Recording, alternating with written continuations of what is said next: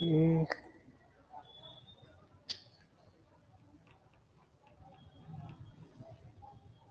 ठीक है, screen visible है? Yes sir. ओके, तो उसी हम कंटिन्यू करते हैं। ये पिछली क्लास में हमने कर लिया था पाई चार्ट का क्वेश्चन, अब उसके आगे से हम शुरू करते हैं। तो सबसे पहले देखो कौन सा ग्राफ है, बार ग्राफ।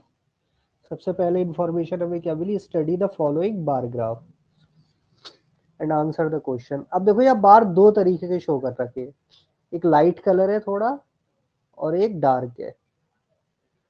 तो इस तरीके से दो बार ग्राफ कभी कभी आ जाते हैं। तो लाइट कलर से क्या शो कर रखा है, persons died in industrial accident. तो पहले जो लाइट कलर से शो हो रहा है वो उसमें पर्सन शो हो रहा है जो कि कोई इंडस्ट्रीज में जितने भी एक्सीडेंट हुए उसमें डेथ हो गई। डार्क से शो हो रहा है person died in coal mines.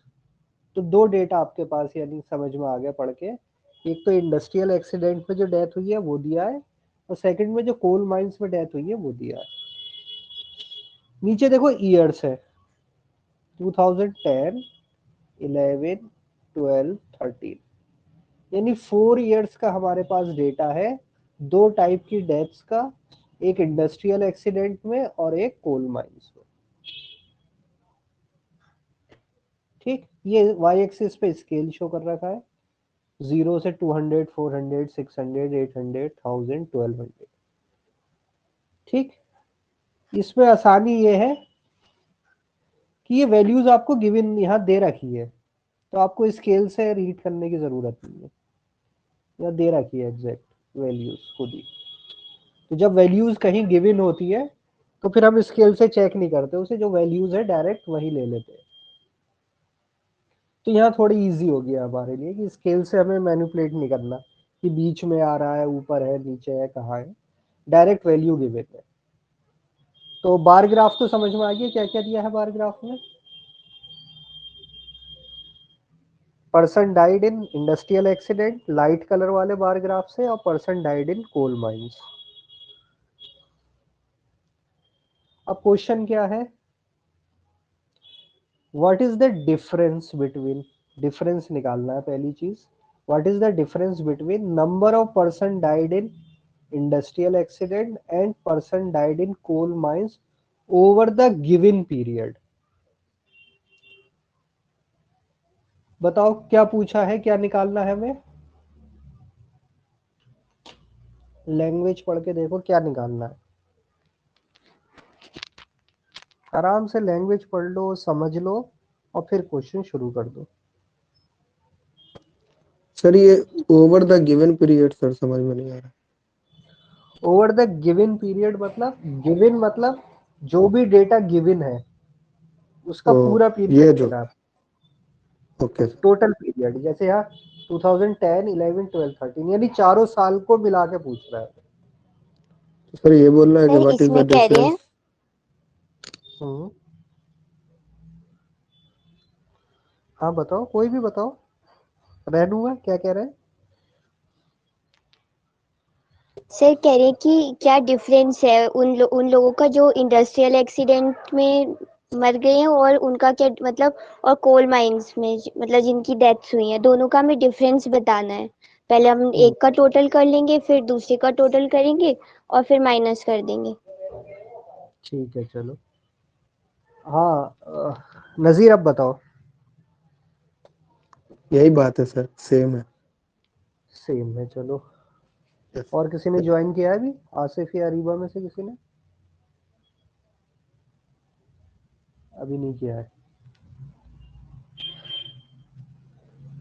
तो देखो इसको करने की दो अप्रोच है। जब भी इस तरीके का डेटा होता है तो तुम्हारे दिमाग में दो चीजें आनी चाहिए।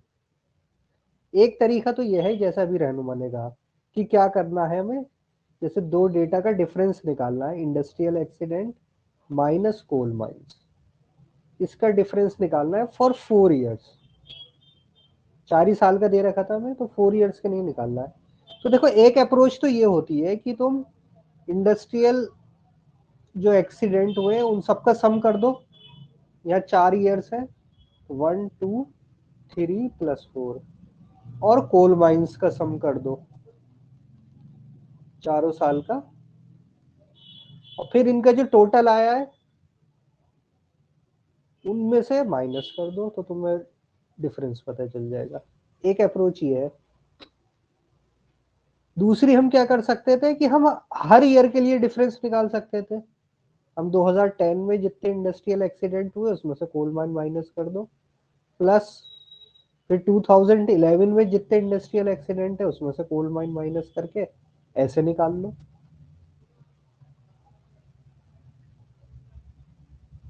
समझ गया मैं क्या कह रहा हूँ कि दो तरीके से हम कर सकते हैं। दोनों क्लियर हुए?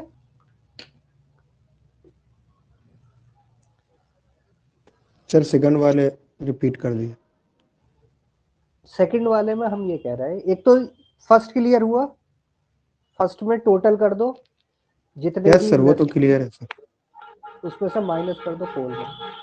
सेकंड यस सर, अप्रोच हम वो ये ले सकते हैं कि हर ईयर का हम डिफरेंस निकाल लें। जैसे 2010 में ये 1200 है इंडस्ट्रियल वाले, कोल माइन वाले 300 है, तो डिफरेंस कितना हो गया 900।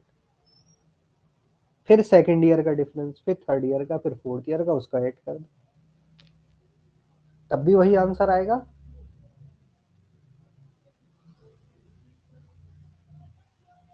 आएगा वही चीज।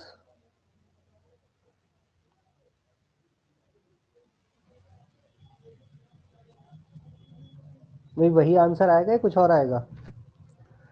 यस सर, वही आएगा। वही आएगा। अच्छा, दोनों में से तेज कौन सा मेथड होगा? देखो, सही या गलत की बात नहीं हो रही, पहले एक चीज अपने दिमाग में डाल लो कि जब भी हम डीआई या ये बात करते हैं तो हम कोशिश करते हैं फास्टर कि किससे जल्दी कैलकुलेट हो जाएगा। उसमें सही या गलत नहीं है, ऊपर वाली फर्स्ट अप्रोच भी सही है, सेकंड वाली भी सही है। बस एक हमारा दिमाग थोड़ा इस तरीके से होना चाहिए कि दोनों में से फास्ट कौन सा है, क्योंकि डीआई में कैलकुलेशन में टाइम बचाना आना चाहिए हमसे। कौन सा ज्यादा फास्ट लग रहा है, फर्स्ट या सेकंड? सर सेकंड वाला। Second. Sir second. Second. Second.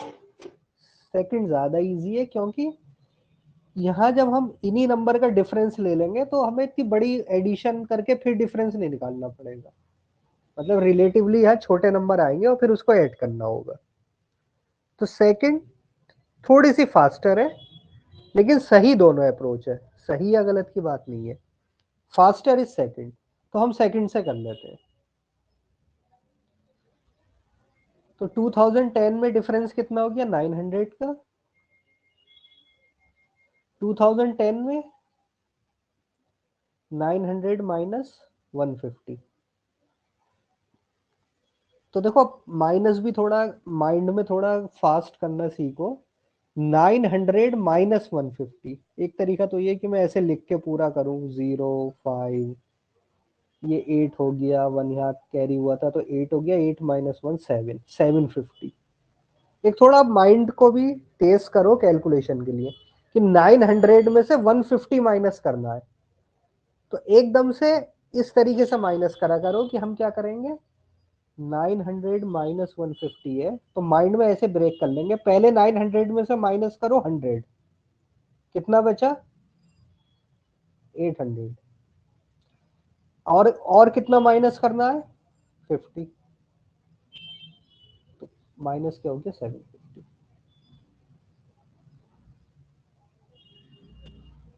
तो ये सब्ट्रैक्शन एडिशन जब हम करते हैं ना, तो इस चीज को थोड़ा सीखना शुरू कर दो अब, कि मान लो मैं कहता हूँ 1000 प्लस 125, तो आपको एकदम ये आना चाहिए 1000 में 100 जोड़ेंगे 1100, अब 25 और जोड़ना है तो 1125, लाइक दिस। ऐसी सब्ट्रैक्शन में 900 में से 150, तो 900 में से 100 माइनस करना इजी, मेंटली कर लेंगे 800। अब कितना बचा रह गया, 50 और करना था, तो 800 माइनस 50 750। तो ऐसे हम ब्रेक करके एडिशन और सब्ट्रैक्शन जल्दी कर लेते हैं। तो ये चीज अब धीरे धीरे करना। जैसे 1100 माइनस 200, ये तो सिंपल है, कितना हो गया 1100 माइनस 200, 900 900, तो पहली वैल्यू थी 900, दूसरी थी 750, तीसरी थी फिर 900 और 800 माइनस 200, ये भी आसानी है, 600। 600 अब ऐड करना है, सिर्फ ये मेन हमें ऐड करने, 9 and 7, 9 9 and 7 7, 16 16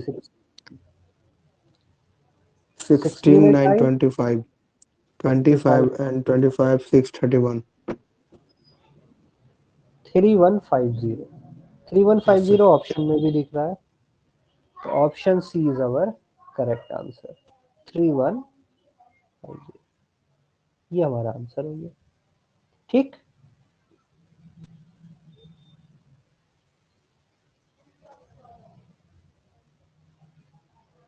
so this is our answer. Next question पे आ जाते हैं। व्हाट अप्रोक्सीमेट, देखो अप्रोक्सीमेट जब भी आएगा तो क्या समझ में आएगा हमें, अप्रोक्सीमेट क्या क्या रिप्रेजेंट कर रहा है, लगभग लगभग, मतलब जो भी आपको डेटा गिवन है उसमें से आपको एग्जैक्ट वैल्यू के चक्कर में नहीं पड़ना है, नहीं पढ़ना आपको ऑप्शन देखने और ऑप्शन के हिसाब से आप अप्रोक्सीमेट बताना। तो यहाँ देखेंगे हम 27 है, 30 है, 26 है, 25 है, तो थोड़े क्लोज है, तो जरा हमें केयरफुली कैलकुलेट करना है। 25, 26, 27 और 30, ये चार ऑप्शन है। किसकी परसेंटेज निकालनी, percentage of persons died in 2012, यानी सिर्फ एक ईयर की बात हो रही, 2012 person died both coal mines and industrial, यानी चाहे वो कोल माइन में से डेथ हुई है या फिर इंडस्ट्री में काम करते हुए, दोनों को ऐड कर लेना है, to the total number of accident over the given period. तो हम देखते हैं ना कि परसेंटेज हम दो चीजों की निकालते हैं, जैसे हम कर रहे थे कि परसेंटेज ऑफ राहुल या जो भी स्टूडेंट है किस में से, टोटल मार्क्स में से, तो परसेंटेज के लिए आपको दो चीजें चाहिए, तो यहां पर क्या है, किसकी परसेंटेज निकालनी है भाई, परसेंटेज ऐसे निकालते हैं ना, यहाँ एक वैल्यू लिखते हैं ऊपर, नीचे एक वैल्यू आती है इंटू 100%, तो परसेंटेज हमें किसकी निकालनी है, पर्सन्स डाइड इन 2012, तो ऊपर कौन आ जाएगा जिसकी परसेंटेज निकालनी, पर्सन्स डाइड इन 2012, यानी कि 2012 में जितने डेथ हुए हैं, तो उसमें चाहे वो इंडस्ट्री से हुए हो, इंडस्ट्रियल एक्सीडेंट या कोल माइन, दोनों को मिला देना है। और नीचे क्या आएगा, नीचे क्या आएगा, रेफरेंस क्या होगा, सर टोटल ऐड कर देंगे जितने एक्सीडेंट हुए हैं वो पूरे को, total, total yes number sir of accidents over the given period, given period, देखो गिवन पीरियड यानी अब इसमें सारे ईयर ऐड हो जाएंगे, 10, 11, 12, 13, तो निकाल के बताओ, देखो कितना आ रहा है वैल्यू, 4850 4850, अच्छा किसकी वैल्यू बता रहा हो ये, मैंने टोटल सर निकाला, नहीं डिनोमिनेटर की या न्यूमरेटर की, किसकी वैल्यू है ये, डिनोमिनेटर सर 4850 और न्यूमरेटर में और 1300 2012, सिर्फ एक ही ईयर की बात हो रही, 2012, 1100 प्लस 200, 1300 यानी यस सर 1300 इंटू 100%, ये कैलकुलेट करना है हमें।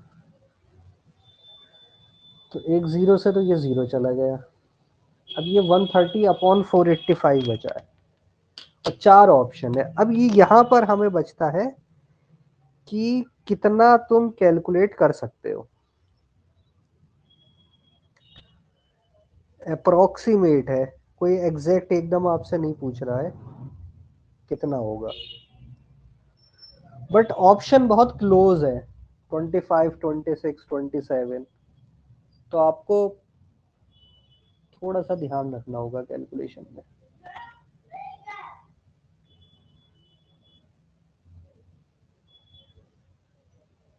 तो पहले क्या करो, देखो सिंप्लीफाई कर लो, बड़े नंबर से अच्छा है छोटे नंबर हो। क्या है, कुछ कैंसिल हो रहा है 13485 में, कुछ कॉमन है? हमें दिख रहा है यहाँ पर 5 है लास्ट में या 0, यानी 5 तो कॉमन हो गई।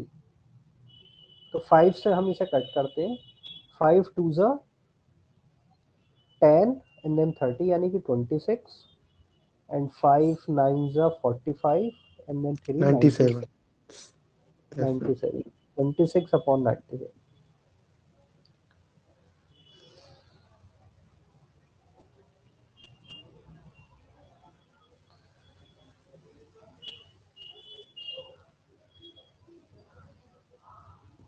अब आगे कैलकुलेट करो कितना आएगा। एक तरीका तो यह है कि देखो सिंपल डिवीजन स्टार्ट कर दो कि हम 26 डिवाइड बाई 97 कर रहे हैं। तो यहाँ देखो ऑप्शन से ही हमें दिख रहा है कि 3 ऑप्शन 2 2 2 है, तो 2 टाइम्स तो जाएगा ही, यानी ये 97 2 ज़ा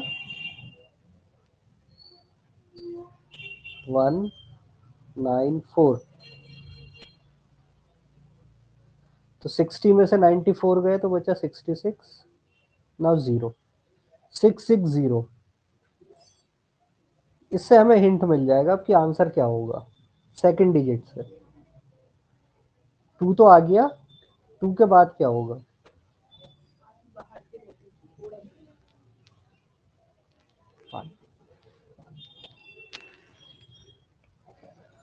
सर 26.97 आ रहा है।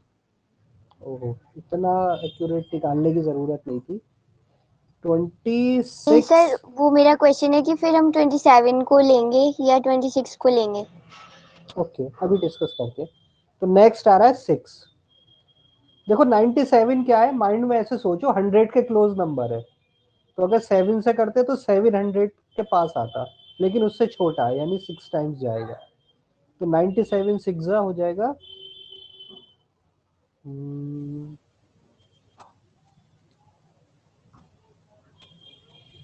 कितना आएगा?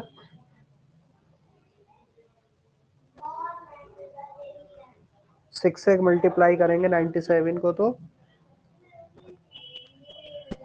582। 582। अभी क्या बचा? 18 और 60, 78 अभी भी बच रहा है ना। तो हमें देखो 78 का मतलब है कि ये 7 टाइम से ऊपर होगा कुछ भी, क्योंकि यहाँ डेसिमल आ जाएगा, ये 0 बढ़ेगा, तो 7 से ऊपर कुछ आएगा, मतलब बस यहीं रुक जाओ। कैलकुलेशन 26 हमने देखा, लेकिन आंसर अभी भी क्लोज है, क्योंकि एक ऑप्शन 26 भी है और एक ऑप्शन 27 भी है। तो हमें पहली दो नंबर से 26 पे आके ये पता चल गया कि ये दो ऑप्शन तो नहीं होंगे, 30 और 25 तो नहीं होगा। हमें डिसाइड किसके बीच में करना है, 26 और 27 के। तो 26 के बाद हमने रिमाइंडर देखा 780, यानी 7 पॉइंट कुछ 0.7 आ गया, 26.7। अब 26.7 को हम क्या लिखे, 26 लिखे या 27 लिखे, है ना, यही क्वेश्चन है। अब कैलकुलेशन तो हो गई यहां तक नजीर?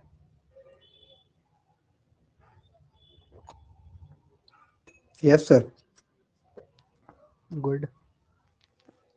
अब ये 26.7 है, 0.7 को क्या लिखे? तो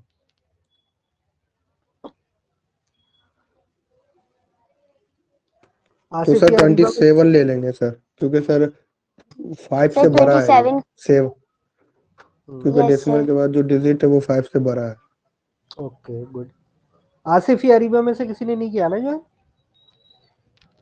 नो सर। नो। देखो ये बहुत इंपॉर्टेंट चीज है, राउंडिंग ऑफ जिसे कहते हैं ना, ये बहुत इंपॉर्टेंट है। देखो इसका रूल ये होता है मैथमेटिक्स में कि अगर कोई नंबर है जैसे 26.7, इसे मुझे राउंड ऑफ करना है। राउंड ऑफ क्या करना है, ये वाले जो प्लेस है इसको हटाना है मुझे। तो जहां भी हटाते हैं हम इसे कहते हैं राउंड ऑफ करना। यानी एक अप्रोक्सीमेट उसकी जगह हम आंसर लिख लेंगे एग्जैक्ट की जगह। तो 26.7 को लिखा जाएगा हमेशा कितना 27, इट विल बी 27। तो रूल 1 ये होता है इसका कि अगर जिस नंबर को भी हम हटा रहे हैं राउंड ऑफ करना है, अगर वो 5 से बड़ा है तो हम उससे पहले वाले नंबर में, जिसे हम कहते हैं प्रीसीडिंग नंबर में, क्या करते हैं +1 कर देते हैं। तो 26.7 में 7 हटा रहा हूं मैं, 7 5 से बड़ा है तो इसमें एक 1 ऐड हो जाएगा, इट विल बिकम 27। अगर ये लेस देन 5 होता तो प्रीसीडिंग नंबर में क्या होता, नो चेंज।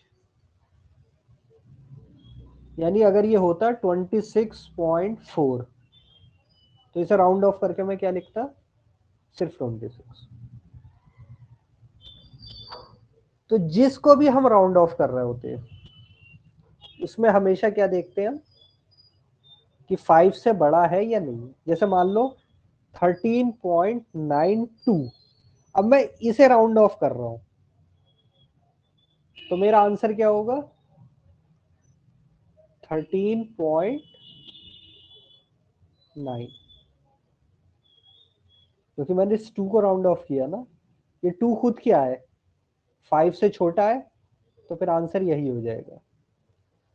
अगर ये होता मान लो 13.87, अब मैं इसको राउंड ऑफ करता तो मेरा आंसर क्या हो जाता 13.9। अगर 7 को हटा रहा हूं मैं तो इसके पहले जो भी नंबर है उसमें +1 हो जाएगा।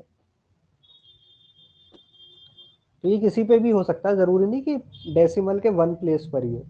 डेसिमल के 2 प्लेस को भी हम 1 में कन्वर्ट कर लेते हैं, कभी 3 प्लेस को 2 में करते हैं। तो जिसको भी हम हटाते हैं अगर वो 5 से छोटा है तो फिर हम उसको ऐसे ही हटा देते हैं, कोई फर्क नहीं पड़ता नंबर पे। लेकिन अगर वो 5 से बड़ा होता है तो उससे पहले जो एक नंबर है प्रीसीडिंग नंबर जो है उसमें 1 ऐड कर देते हैं। याद रहेगा ये रूल। अगर हम 5 से बड़े नंबर को हटा रहे हैं राउंड ऑफ कर रहे हैं तो उससे पहले वाले नंबर में 1 ऐड कर देंगे। अगर 5 से छोटे को राउंड ऑफ कर रहे हैं तो फिर हम ऐसे ही हटा देंगे। ठीक है। Yes sir. अब क्वेश्चन आता है अगर वो 5 ही हो तो क्या होगा। 13.5 को राउंड ऑफ करना है तो क्या लिखोगे।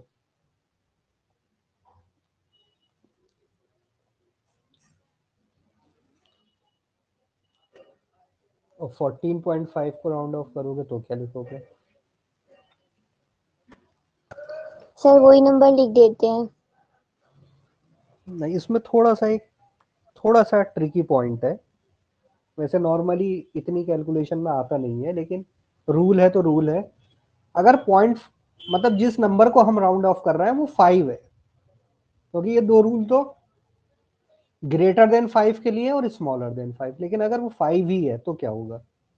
तो देखो अगर 13.5 है तो इसे मैं लिखूंगा 14, और अगर 14.5 है तब भी मैं इसे लिखूंगा 14।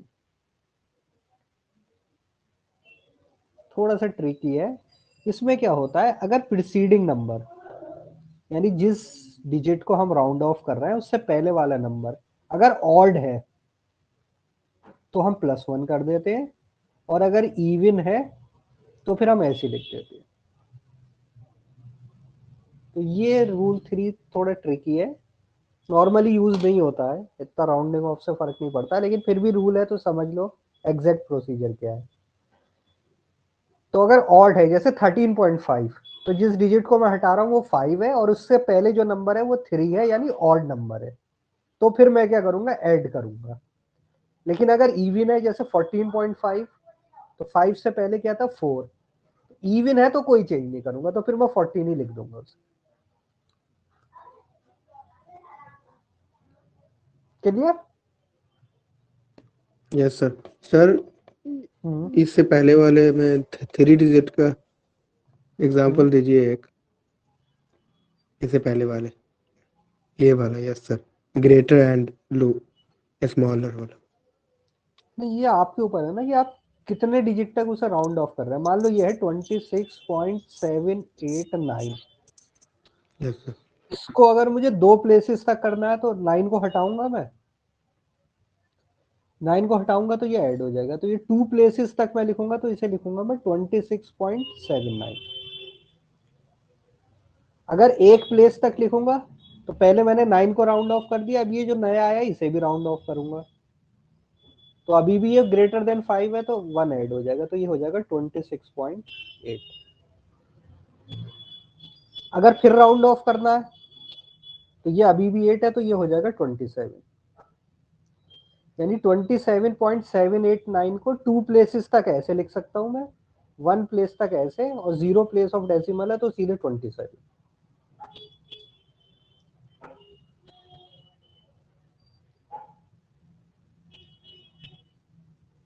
सर हाँ, उनका मैसेज आया हुआ है, क्या नाम है उनका?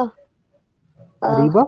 आसिफ। आसिफ आसिफ वो बोल रहे हैं कि रिकॉर्डिंग पर लगा दीजिएगा क्लास। हाँ, रिकॉर्डिंग कर दी है शुरू में, चेक कर लेता हूँ एक बार।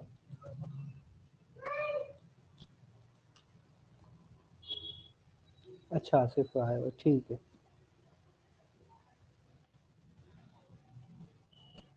ठीक है, रिकॉर्डिंग पर है। Okay, thank you. तो ये समझ गए यार रहनुमान नज़ीर, राउंडिंग ऑफ का मतलब क्या है? अगर बड़ा नंबर है तो एक एक ऐड करके हटाते चले जाओ, 5 से छोटा है तो ऐसे ही हटाते चले जाओ, और इन केस कहीं अगर एग्जैक्ट 5 आ गया तो उससे पहले अगर ऑड है तो 1 ऐड कर दो, अगर उससे पहले इवन है तो कुछ मत करो। Clear? Yes sir. Yes sir. तो ये 26.7 हमें जैसे दिखा तो हमने समझ गया कि आंसर क्या होगा हमारा, ऑप्शन ए 27। चलो नेक्स्ट पर आते हैं। नेक्स्ट क्या है? Study the data table. Table है, क्या दिया है टेबल में? Production of fertiliser by 5 major production units of India in million tons. Unit क्या है? Million turns. किसकी यूनिट होती है मिलियन टन? मतलब क्या मेजर कर रहे हैं? के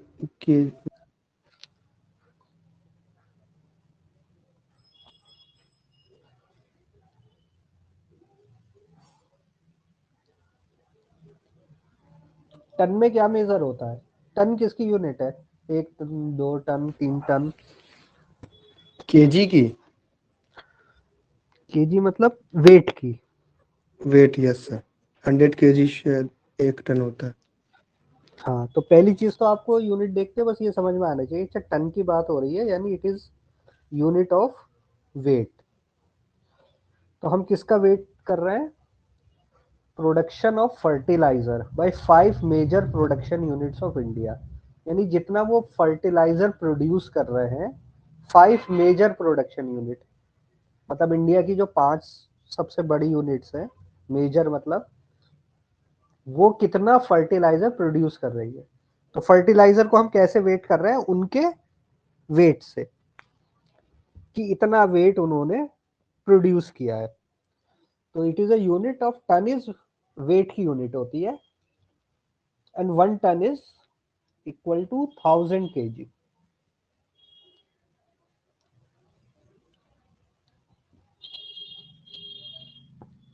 हंड्रेड जो होता है वो कहलाता है quintal, 1 quintal is 100 kg, 1 ton is 1000 kg। अब मिलियन, मिलियन किसको रिप्रेजेंट करता है? मिलियन, बिलियन जो हम पढ़ते हैं। 10 lakh 1 million. 10 lakh 1 million, yes सही है। And 1 billion? 100 million equal to 1 million. 100 नहीं, 1000। Yes sir. 1000 million is 1 billion. Yes sir. English जो यूनिट है ये जो बाहर की यूनिट है, जो मिलियन बिलियन ट्रिलियन होता है, वो सब क्या होती है, 1000 से मल्टीप्लाई होती है। 1 मिलियन को 1000 कर दोगे तो बिलियन, 1 बिलियन को 1000 से मल्टीप्लाई कर दोगे तो ट्रिलियन, इस तरीके से चलती है। इंडियन सिस्टम जो होती है वो 100 के मल्टीपल लेके चलते हैं। ये सब कहते हैं ना 1 लाख 10 लाख, अब जैसे 10 लाख के 100 लाख होते हैं तो वो करोड़ बन जाता है, तो 1 करोड़ 10 करोड़, 100 करोड़ होते हैं तो वो फिर अरब बन जाता है।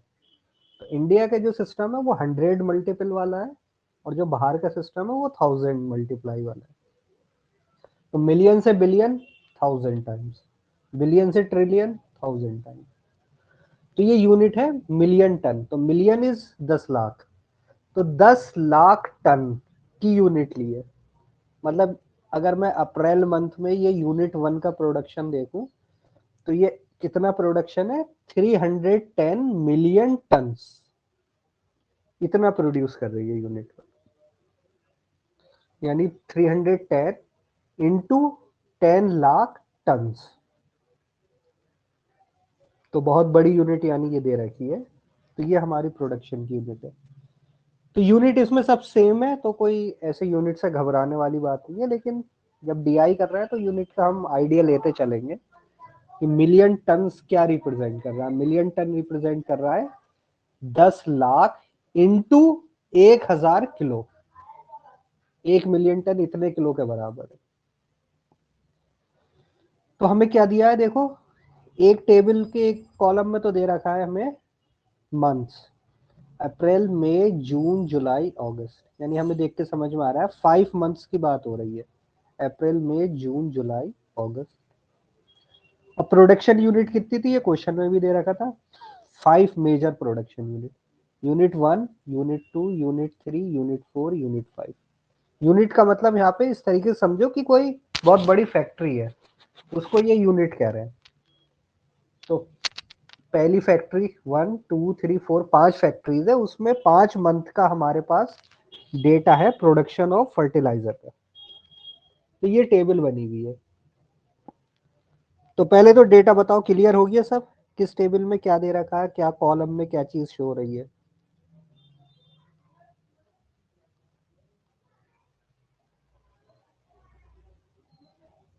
Yes sir.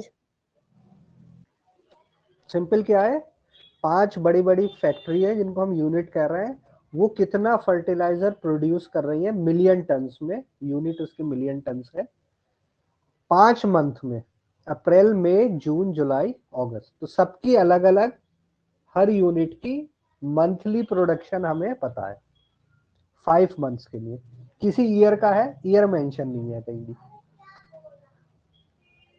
अब देखो पूछा क्या है, क्वेश्चन नंबर 1 में क्या पूछा है, which unit shows constant rise in fertiliser production over the month.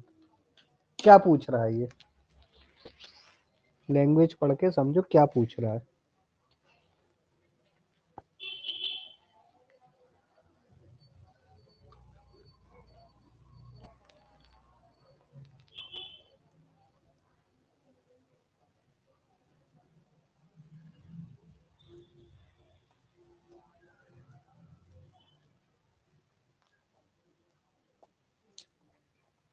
Sir कह रहे हैं कंस्टेंटली कौन सी यूनिट है जिसमें कंस्टेंटली राइज ही हो रहा है, मतलब इंक्रीज हो रही है प्रोडक्शन।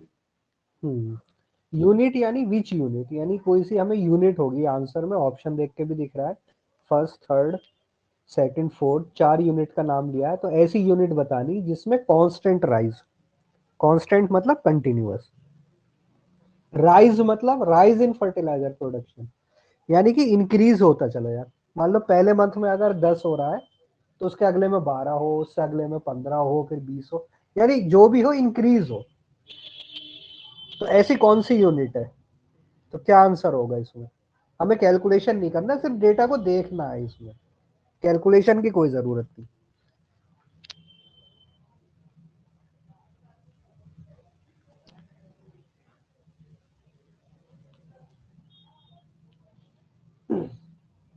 यूनिट 1। ऑप्शन ए,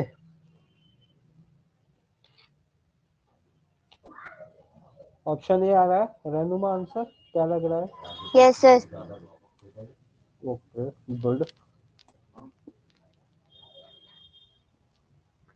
देखो पहले वैल्यू है 310, तो इसमें तो हम कुछ नहीं कर सकते, जो भी यूनिट है उसको ही रेफरेंस लेके चलना है हमें। 310 से 18 यस इंक्रीज हो रहा है एक मंथ, 18 से 20 अभी भी इंक्रीज हो रहा है, 20 से 26 इंक्रीज, 27 इंक्रीज यस। तो हमें एक से आंसर मिल गया तो जरूरत नहीं होती चेक करने की, लेकिन अभी हम सीख रहे हैं तो हम देख लेते हैं कि 2 क्यों नहीं है, 2 किस मंथ में आके फेल हुआ, आंसर ये नहीं आया। देखो 180 से 79 पहले ही मंथ में, अप्रैल से मई में ही क्या हो गया, डिक्रीज हो गया, 180 से 179 हो गया, तो ये तो यही ऑप्शन हमारा गया। यूनिट थर्ड में देखते हैं, 69 से 77 राइज है, 77 से 88 राइज है, 88 से 87 तो ये भी फेल हो गया, थर्ड यूनिट भी गया। फोर्थ में 37 से 62 राइज है, 62 से 73 राइज है, 73 से 80 भी राइज है, लेकिन लास्ट में आके देखो 80 से 78 यहाँ के प्रॉब्लम हो गई, तो ये ऑप्शन भी गया।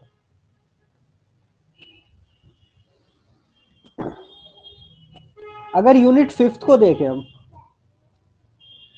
तो अगर देखो दोनों वैल्यू सेम हो जाए 140 140 तो ये आंसर हो सकता था या नहीं?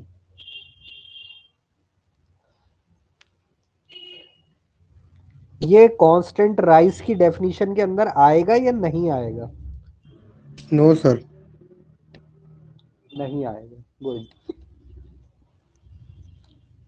राइज का मतलब है थोड़ा सा भी बढ़े लेकिन बढ़ना चाहिए।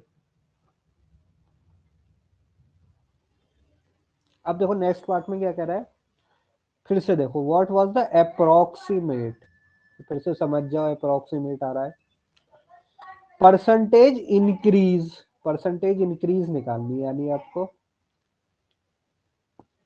इन फर्टिलाइजर, ये लैंग्वेज यहाँ कंप्लीट इस जगह हो रही है, in fertiliser production in unit fifth, किसकी बात हो रही है, यूनिट फिफ्थ की। अब यानी यूनिट फिफ्थ को हमें स्टडी करना है, सिर्फ यूनिट फिफ्थ को, in July over that of May, percentage increase निकालना है यूनिट फिफ्थ का, जुलाई में कितना हो रहा है ओवर दैट ऑफ मई, तो परसेंटेज इंक्रीज, तो परसेंटेज इंक्रीज कैसे निकलेगा, पहले तो टोटल इंक्रीज निकाल लो, कितना इंक्रीज हुआ, डिवाइड बाई किससे करेंगे, percentage original increase, value. Original value, good. Original value कौन सी आएगी, 2 मंथ का डेटा है ना, कौन से मंथ का लेंगे हम, जुलाई का या मई का?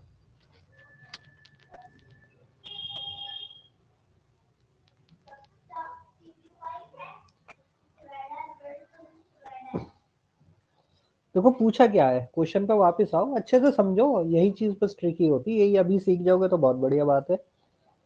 अप्रोक्सीमेट पहली चीज कैच करने वाली थी कि एग्जैक्ट आंसर नहीं चाहिए, अप्रोक्सीमेट चाहिए। दूसरा परसेंटेज इंक्रीज निकालना है, यूनिट फिफ्थ में निकालना है, सिर्फ किस मंथ में, जुलाई में निकालना है, ओवर दैट इन मई, मई के रेस्पेक्ट में जुलाई में बताना है कितना इंक्रीज हुआ। तो हमारा जो ओरिजिनल वैल्यू या जो रेफरेंस वैल्यू होती है वो कौन से मंथ की होगी,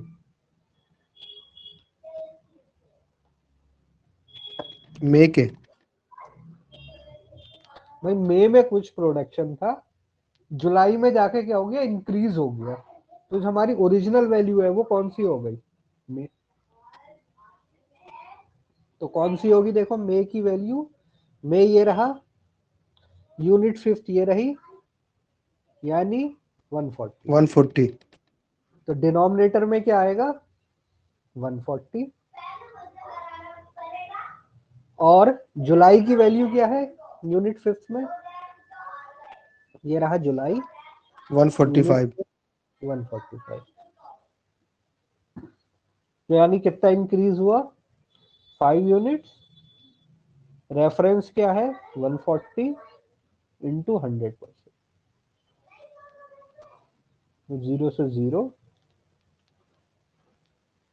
2 से गया 7, ये 50, यानी ये हो गया 250/7, इतना परसेंट। अब अप्रोक्सीमेट है तो देखो 250/7 कितना आ जाएगा? वो सॉरी,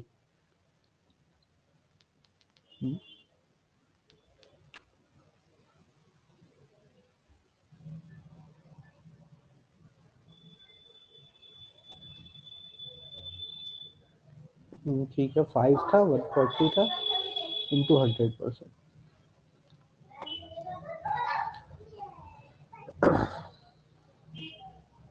तो 0 से 0,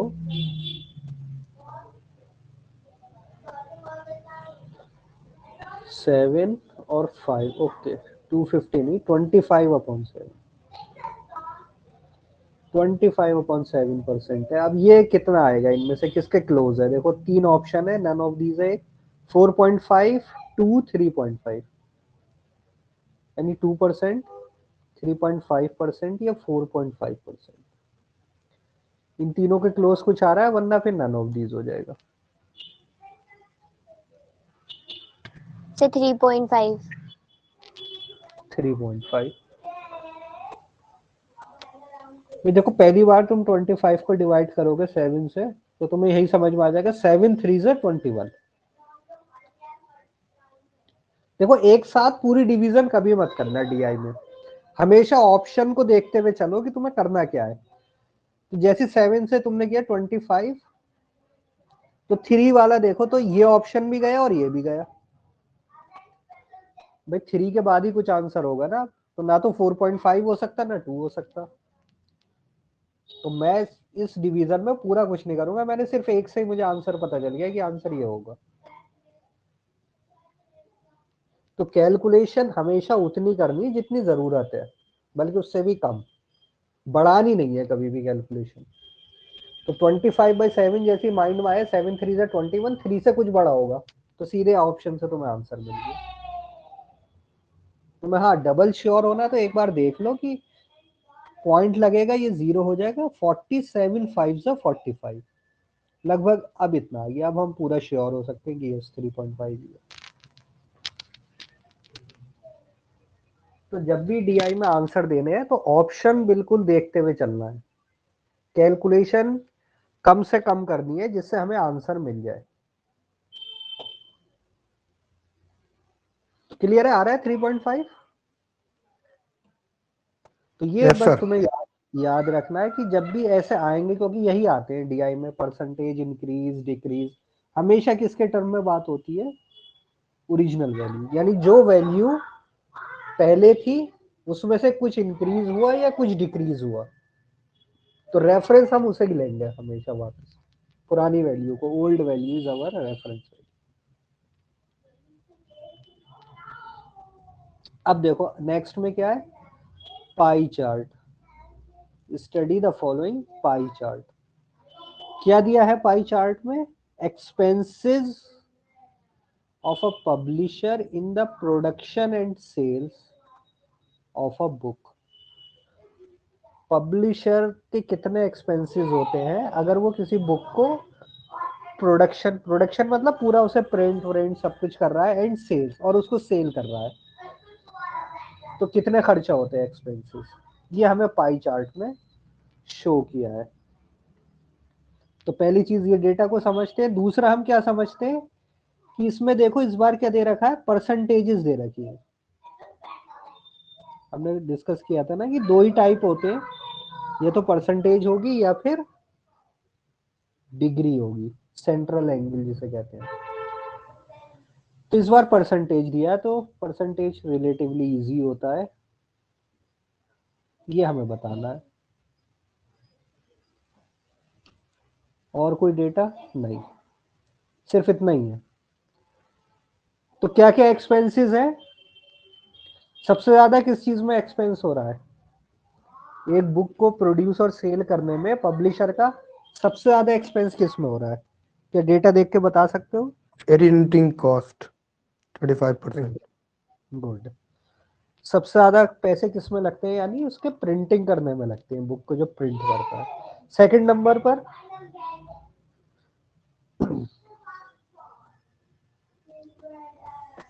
एडवर्टाइजमेंट का भी सर उतना ही है, एंड बाइंडिंग चार्ज भी सेम है। गुड। तो उसके बाद सेकंड नंबर पे दो कैटेगरी है एक्सपेंसेस की, एक बाइंडिंग करने की बुक के और एक एडवर्टीजमेंट करने के, वो दोनों सेम है। ठीक है। सबसे कम किस में लगते हैं?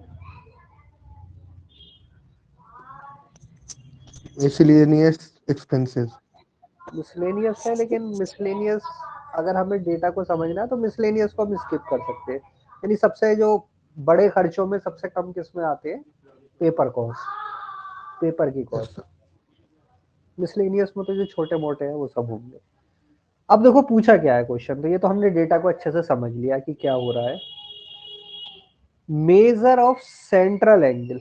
अब देखो, अब पूछ रहा है कि अगर सेंट्रल एंगल बनाए हम किसका? प्रिंटिंग कॉस्ट का, तो कितना आएगा? इस बार देखो क्वेश्चन को उसने घुमा के दिया है कि सेंट्रल एंगल को अगर हम इसी पाई चार्ट को परसेंटेज की जगह कन्वर्ट कर दें, किसमें? एंगल वाले में, जो डिग्री विग्री शो कर रहे थे, तो प्रिंटिंग कॉस्ट की हमें कितनी डिग्री बनानी पड़ेगी? आंसर बता सकते हो क्या? देखो ऑप्शन भी दे रखे हैं, कुछ हेल्प लेके।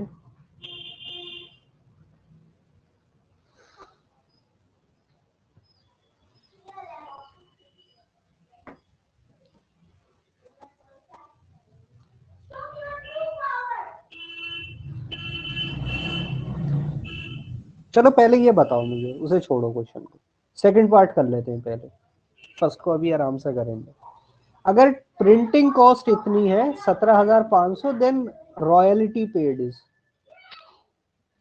वो कह रहा है कि अगर प्रिंटिंग कॉस्ट जो है, टोटल कॉस्ट की बात नहीं कर रहा, सिर्फ प्रिंटिंग कॉस्ट कितनी है, तो जो रॉयल्टी दी जा रही है ये कितनी होगी? पहले ये करो क्वेश्चन, सेंट्रल एंगल तो अभी आराम से डिस्कस करेंगे। क्वेश्चन क्लियर है? वो क्या कह रहा है? वो कह रहा है सिर्फ टोटल हमें एक्सपेंसेस नहीं दिए इस बार, सिर्फ प्रिंटिंग कॉस्ट की प्रिंटिंग, ये एक बार देख लेता हूँ। प्रिंटिंग कॉस्ट यस 17,500, तो रॉयल्टी कितनी होगी? 8,750। ऑप्शन में है 8,000, हाँ ऑप्शन में तो है, ऑप्शन ए।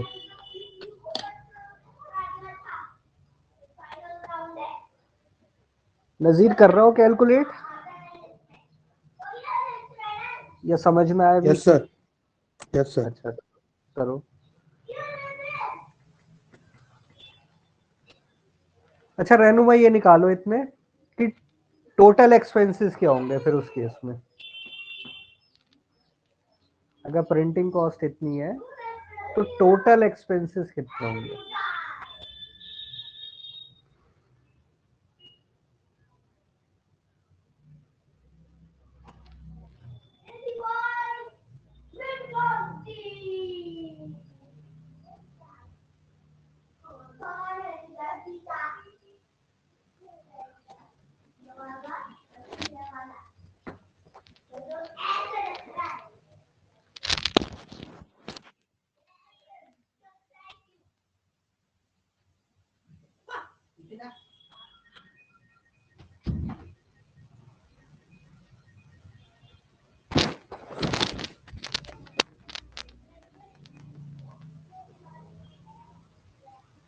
नजीर आया आंसर?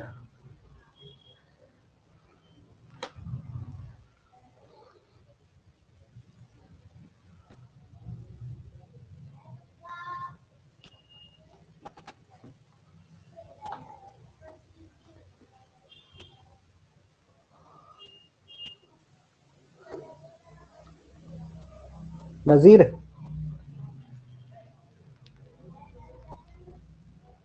No sir.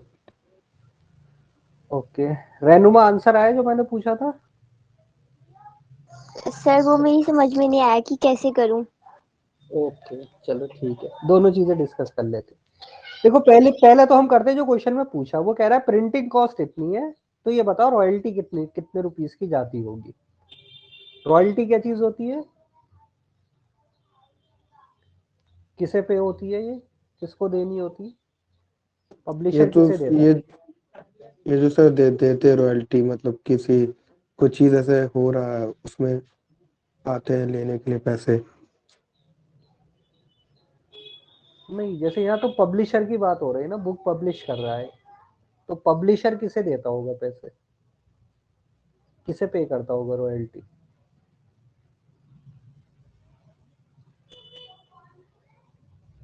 कोई भी चीज आया करे ना, जैसे पढ़ा करो तो थोड़ा क्यूरियोसिटी रखा करो कि अच्छा रॉयल्टी है तो क्या होती होगी, मतलब जब टाइम मिले उसके बाद एक बार देख लिया करो गूगल पे डाल के, अच्छा ये एक वर्ड आया था एक्सपेंसेस में शो हो रहा था पब्लिशर के, तो क्या चीज होती होगी।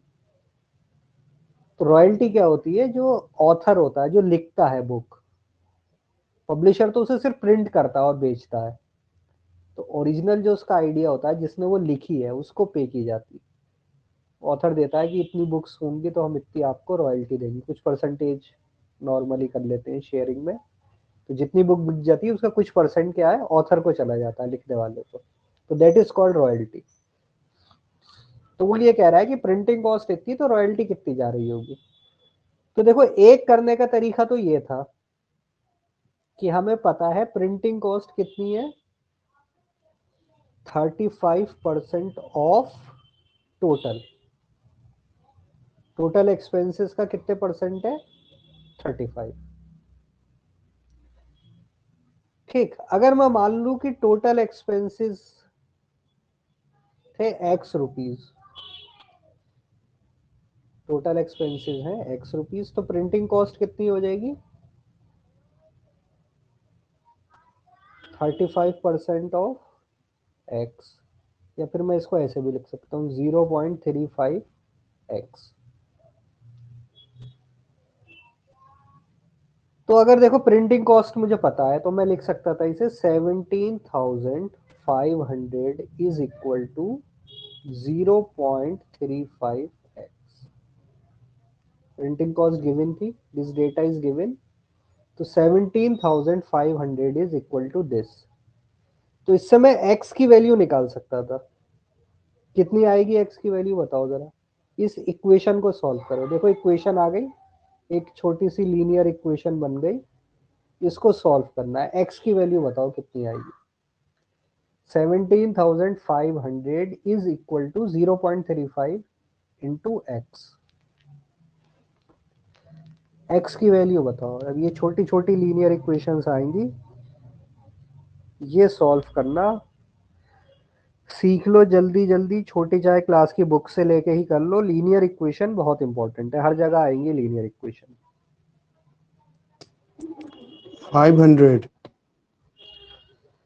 500 टोटल एक्सपेंसेस है ये, 17,500 तो प्रिंटिंग कॉस्ट के ही जा रहा है, सर 500 50,000। 50,000 कुछ सही लग रहा है। देखो ये हो जाएगा 17,500 divide by 0.35 equal to x. अब ये 3.35 है तो इस डेसिमल को हटाएंगे, कैसे हटेगा, ऊपर नीचे 100 से मल्टीप्लाई, तो ये हो जाएगा 100 इंटू 17,500 डिवाइड बाई 35, 35 फाइव ज़ा, तो ये 2 0, 500 इंटू 100, ये 100 भी आना था, एक डेसिमल जब हटाया तो 100 भी आएगा, तो दिस विल बिकम 50,000। तो ये वो क्वेश्चन था जो मैंने तुमसे पूछा था रहनुमा, कि अगर प्रिंटिंग कॉस्ट 17,500 है तो टोटल एक्सपेंसेस कितने होंगे। क्लियर, तो ये होंगे 50,000। अब इससे हम रॉयल्टी निकाल सकते हैं, रॉयल्टी कितनी है, 15% ऑफ टोटल, 15% ऑफ 50,000, यानी 15 अपॉन 100 इंटू 50,000। ये 2 0 से 2 0, 500 इंटू 15 यानी 15 5 जा 150 का हाफ 75 इंटू 0 कितना आ गया 7500। तो रॉयल्टी कितनी हो गई 7500। क्लियर। तो ये हमने कर लिया ऐसा, लेकिन इसमें हमने क्या हेल्प करी, एक चीज एक्स्ट्रा निकाल दी हमने जो हमसे पूछी भी नहीं थी क्वेश्चन में। अगर पूछी होती तो बहुत अच्छी बात थी, इसमें पूछी नहीं थी हमसे।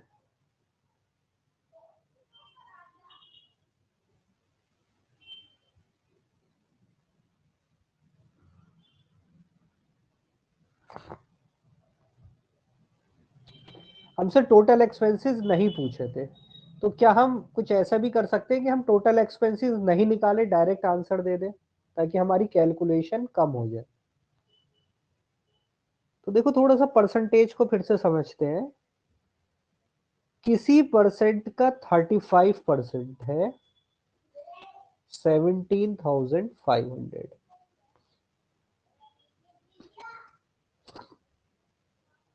भाई टोटल एक्सपेंसेस का 35% कितना है 17,500। प्रिंटिंग कॉस्ट थी ना 35, तो प्रिंटिंग कॉस्ट इतनी है। तो टोटल एक्सपेंसेस का 1% कितना होगा 17,500 डिवाइड बाई 35।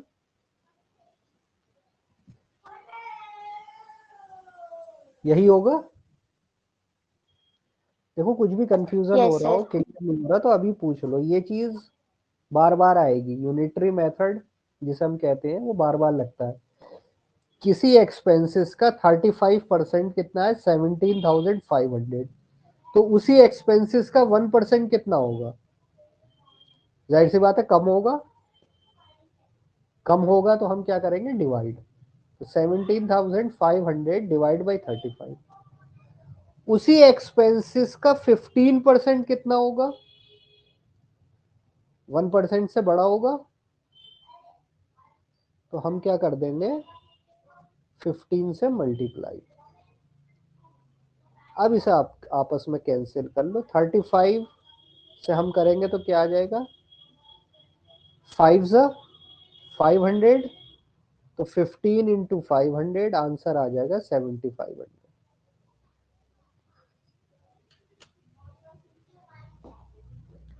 तो इस मेथड का देखो अच्छी बात क्या रही कि हमने सीधे परसेंटेजेस और रुपीस को आपस में कन्वर्ट कर लिया। 35% का हमें पता था कितने रुपीस बन रहा है, हमने 15% का बता दिया कितना बनेगा। हमें टोटल वाली कैलकुलेशन करने की जरूरत नहीं पड़ी। जो मैंने इस साइड की थी, जो टोटल निकाला था ये एक्स करके, ये जो टोटल निकाला था ये हमें जरूरत नहीं पड़ी इस मेथड में। ये इसकी एडवांटेज थी। हमने परसेंटेजेस को आपस में कंपेयर करके आंसर दे दिया। हमने कहा कि 35% इतने रुपीस थे, 1% इतना होगा, तो 15% इतना हो जाएगा।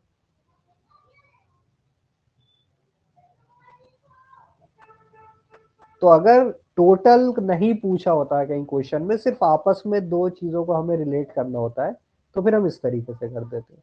अगर टोटल भी पूछा है, क्योंकि एक डीआई के सेट में 3-4 क्वेश्चन बनते हैं, 5 भी हो सकते हैं, तो अगर उसमें टोटल पूछा तो फिर ये राइट हैंड साइड वाला जो मैंने किया इस मेथड से, तो फिर कर लो, क्योंकि इसमें तुम्हें टोटल भी निकल आएगा और फिर आंसर भी आ जाएगा।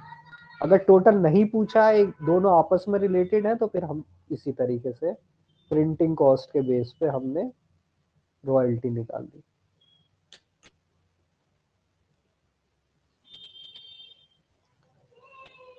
क्लियर।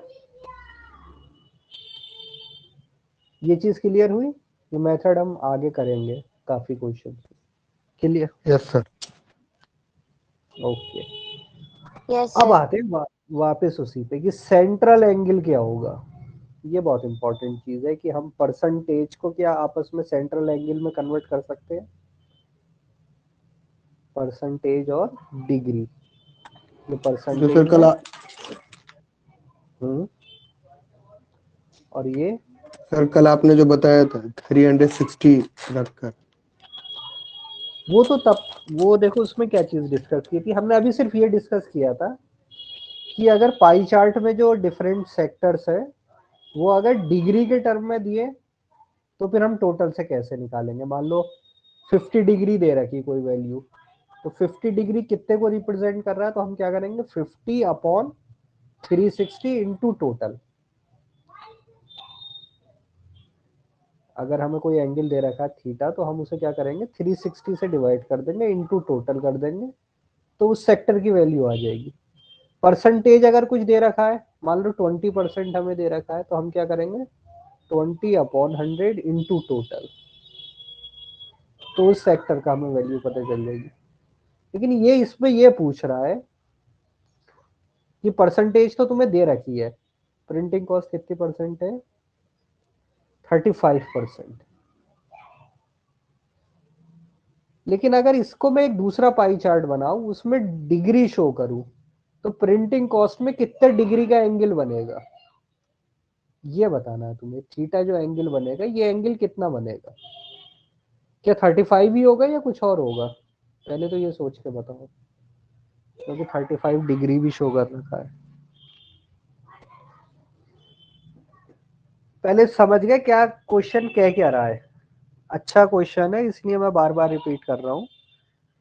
वो ये कह रहा है कि एक पाई चार्ट में क्या शो करे, एक्सपेंसेस शो किए, उन सारे एक्सपेंसेस में एक एक्सपेंसेस है प्रिंटिंग कॉस्ट का। प्रिंटिंग कॉस्ट रिप्रेजेंट कितना कर रही है, 35%। यानी पूरा जो टोटल है उसका 35% क्या है, प्रिंटिंग कॉस्ट है।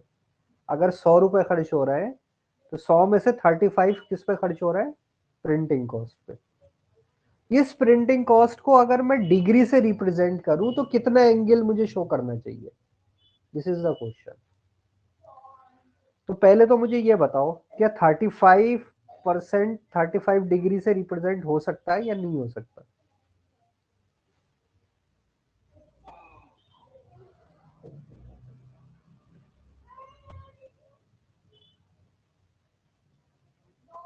या बड़ा एंगल आएगा 35 से, या 35 ही आएगा, या 35 से छोटा एंगल आएगा। सर अगर कोई और क्वेश्चन होता और उसमें ये प्रिंटिंग कॉस्ट जो होती वो कम दिखाई होती, तब हम कह सकते थे कि हम 35 डिग्री बोल सकते हैं। लेकिन ये जो परसेंटेज के टर्म्स में दिखा रखा है, इसमें 35 हाईएस्ट है, तो वो आई थिंक कि 35 से बड़ा ही होगा, 35 के एंगल से बड़ा होगा वो। गुड, 35 के एंगल से बड़ा होगा। कोई नहीं, इसको हम, बहुत इंपॉर्टेंट पॉइंट है, इसलिए टाइम लेके आराम से डिस्कस करते हैं, कोई प्रॉब्लम नहीं। देखो मैं एक पाई चार्ट बनाता हूँ। पाई चार्ट क्या शो करता है, मेरे एक्सपेंसेस है, जैसा भी हमने निकाला 50,000 टोटल एक्सपेंसेस, टी से लिख रहा हूँ टोटल एक्सपेंसेस, पर प्रिंटिंग कॉस्ट है 17,500, और रॉयल्टी है, स्क्रीन नहीं दिख रहा है सर। स्क्रीन नहीं दिख रहा, रेनुमा जी सर विजिबल है। विजिबल मैं है, देखता हूँ, फिर से कनेक्ट करता हूँ। कनेक्ट कर लो, जल्दी से आ जाओ, बहुत इंपॉर्टेंट पॉइंट है ये।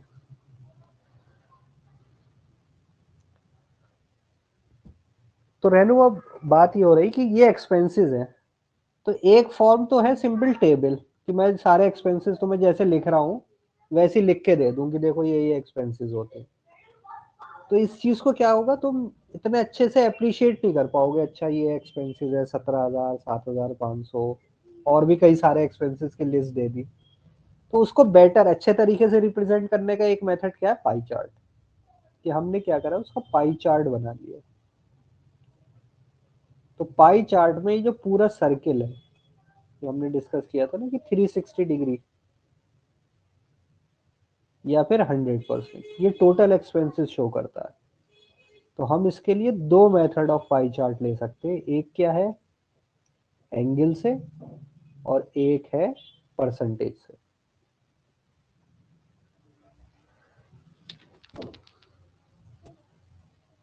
नजीर आए, जी सर आ गए। नजीर अब विजिबल हुई स्क्रीन। यस सर, विजिबल है। Okay, good. तो देखो ये मैं कह रहा था कि एक्सपेंसेस है हमारे, एक तरीका क्या है कि मैं तुम्हें लिस्ट बना के दे दूं कि देखो टोटल एक्सपेंसेस इतने हुए, प्रिंटिंग कॉस्ट इतनी हुई थी, रॉयल्टी इतनी हुई, पेपर की कॉस्ट इतनी हुई, ये लिस्ट बना के दे देता हूँ। तो इस लिस्ट से तुम ज्यादा अच्छा नहीं समझ पाओगे, तुम्हें बड़ा समझना पड़ेगा कौन कम है, कौन ज्यादा है, कितना ज्यादा है, क्या है। तो डेटा को अच्छे रिप्रेजेंट करने से हम एक मेथड क्या है, पाई चार्ट। तो पाई चार्ट हम दो तरीके से बनाते हैं, या तो परसेंटेज बेस पे हम कहते हैं ये पूरा सर्किल रिप्रेजेंट कर रहा है 100% को, 100% इज टोटल, जो भी टोटल एक्सपेंसेस है वो कितने हैं, 100%। या फिर हम करते हैं डिग्री, एंगल से। तो एंगल में क्या होता है, 360 डिग्री रिप्रेजेंट करता है टोटल एक्सपेंसेस, जो भी टोटल है, इस केस में एक्सपेंसेस है, तो टोटल एक्सपेंसेस रिप्रेजेंट किससे हो रहा है, 360 डिग्री से।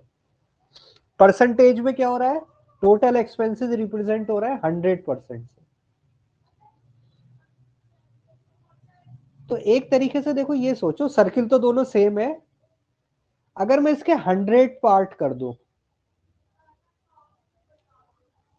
है ना, इस चीज को अप्रिशिएट करना, वहां तुम्हें लगेगा नहीं 100 पार्ट हो रहा है, लेकिन मैं किसकी बात कर रहा हूँ, 100 पार्ट।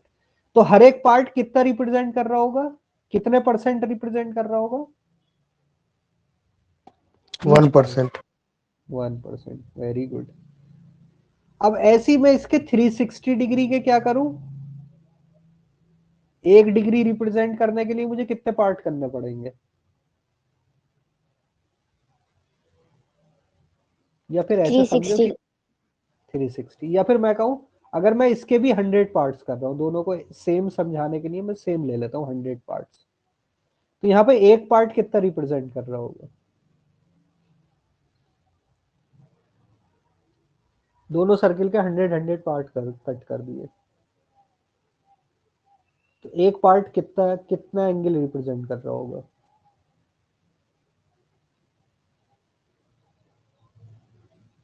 टोटल 360 है, उसके 100 पार्ट हो रहा है, तो एक पार्ट कितना रिप्रेजेंट कर रहा होगा, एक जीरो से जीरो गया, थ्री तो पॉइंट 3.6। 3.6 डिग्री। ठीक। तो अगर मैं तुम्हें इस परसेंटेज वाले चार्ट का एक पीस दे दूं, तो वो 1% के बराबर होगा, लेकिन वही पीस अगर मैं डिग्री में लूंगा तो कितना रिप्रेजेंट करेगा वो एंगल को, 360 डिग्री। यानी रिलेशन इज दिस, 1% परसेंटेज वाले पाई चार्ट में इक्वल टू होता है 3.6 डिग्री के। यानी अगर प्रिंटिंग कॉस्ट 35% है, तो कभी भी 35% इक्वल टू 35 डिग्री नहीं होगा, क्योंकि 1 डिग्री बहुत छोटा है उसके मुकाबले। तो 1% 3.6 डिग्री के बराबर है, तो 35% कितने डिग्री के बराबर हो जाएगा, 35 इंटू 3.6।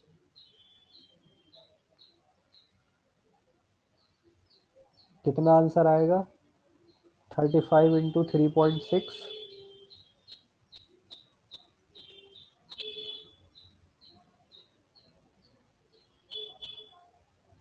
अब जब यहाँ कैलकुलेशन करनी तो चाहो तो अपना 35 इंटू 36 करना है, क्रिस क्रॉस से कर लो, या फिर माइंड में कुछ और शॉर्टकट आ रहा है उससे कर लो, जैसे चाहो वैसे कर सर लो। 126।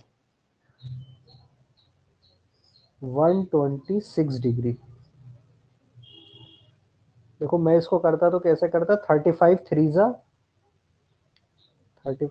जा इज 105, और 35 सिक्स जा, 6 होगा इसका डबल,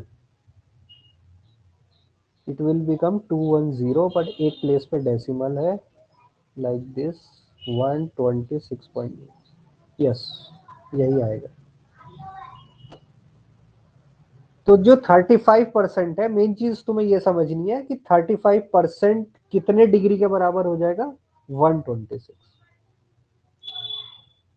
तो यानी परसेंटेज वाला जो चीज होती है वो हमेशा बड़ी होगी, जब हम उसे डिग्री में करेंगे तो बड़ी डिग्री से रिप्रेजेंट होगी वो। सेम वैल्यू से तो हो ही नहीं सकती, तो our central angle will be 126, option number A. तो उसी अगर मैं प्रिंटिंग कॉस्ट या एक्सपेंसेस का पाई चार्ट बनाऊंगा तो उसमें जो प्रिंटिंग कॉस्ट होगी वो कितना एंगल ले लेगी, 126। जाहिर सी बात है भाई 35 सबसे बड़ा शेयर है ना, तो एंगल भी इसका जो होगा वो बड़ा ही आएगा।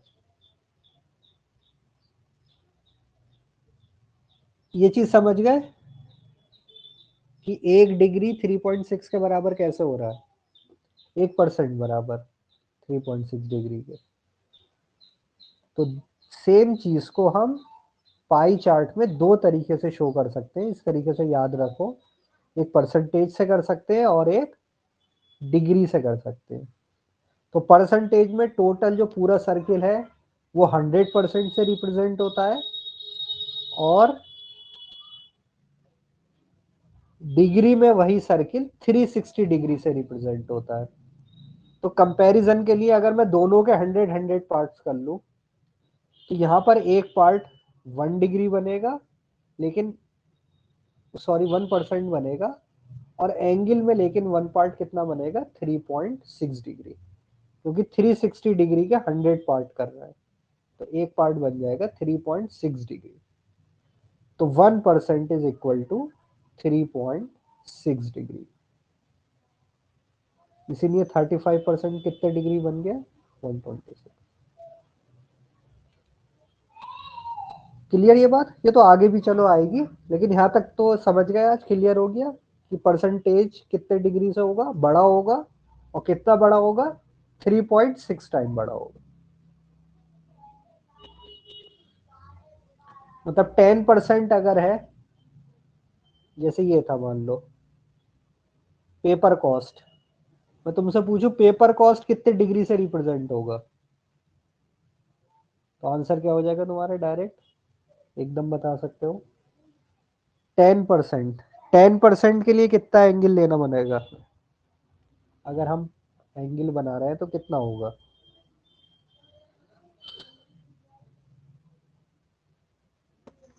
36।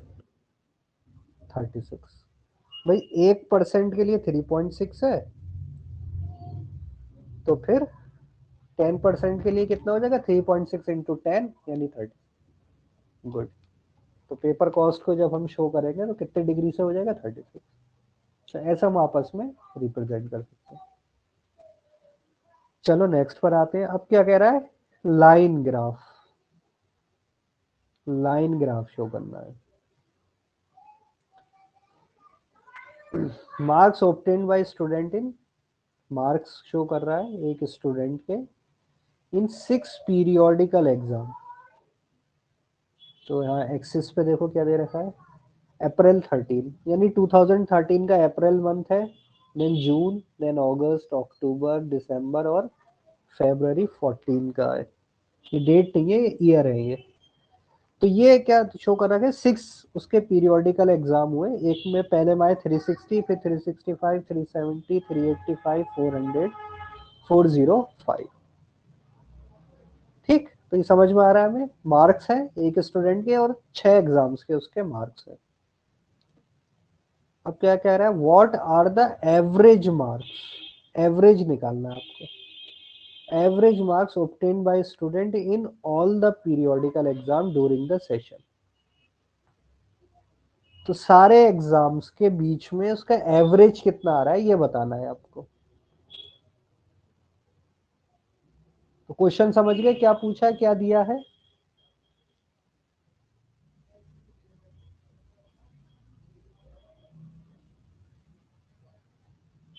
दिया क्या है हमें, एक स्टूडेंट के 6 पीरियोडिकल, 6 अलग अलग एग्जाम हो रहे हैं कुछ कुछ टाइम बाद डिफरेंट पीरियड्स में, उसका आपको एवरेज मार्क्स निकालने हैं।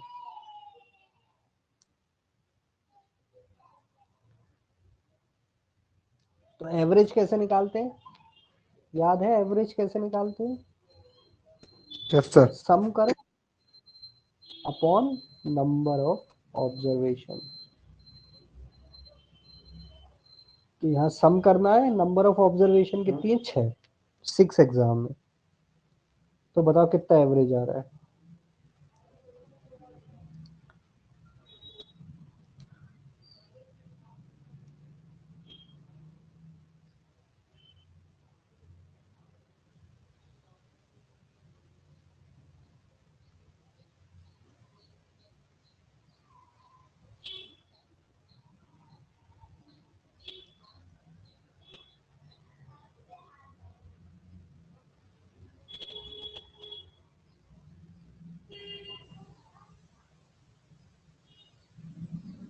निकाल के बताओ क्या आएगा।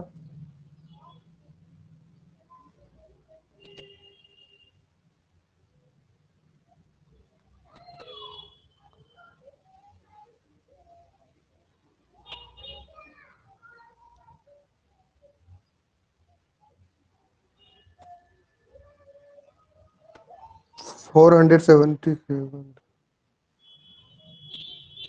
477।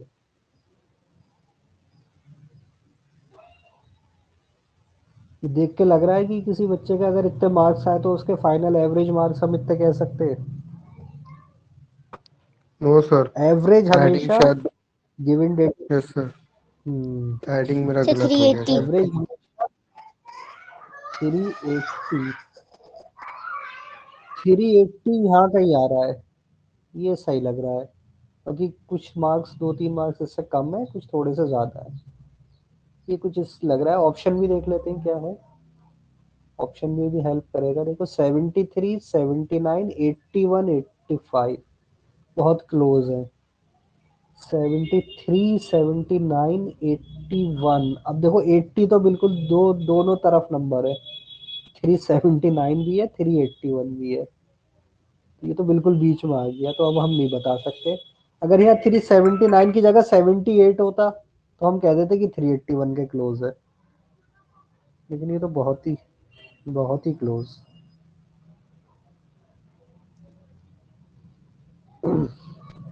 फिर से देखो, क्योंकि इतना क्लोज नंबर दिए हैं तो 380 को हम डिसाइड नहीं कर पा रहे कि अब 81 की तरफ भेजे या 79।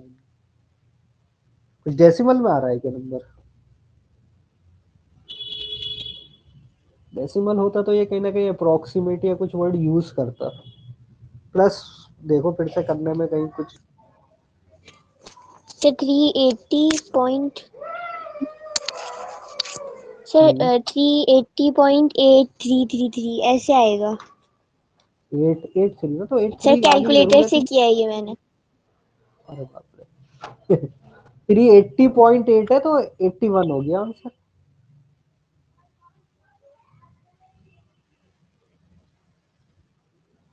राउंड ऑफ करोगे ना तो बड़ा नंबर लोगे।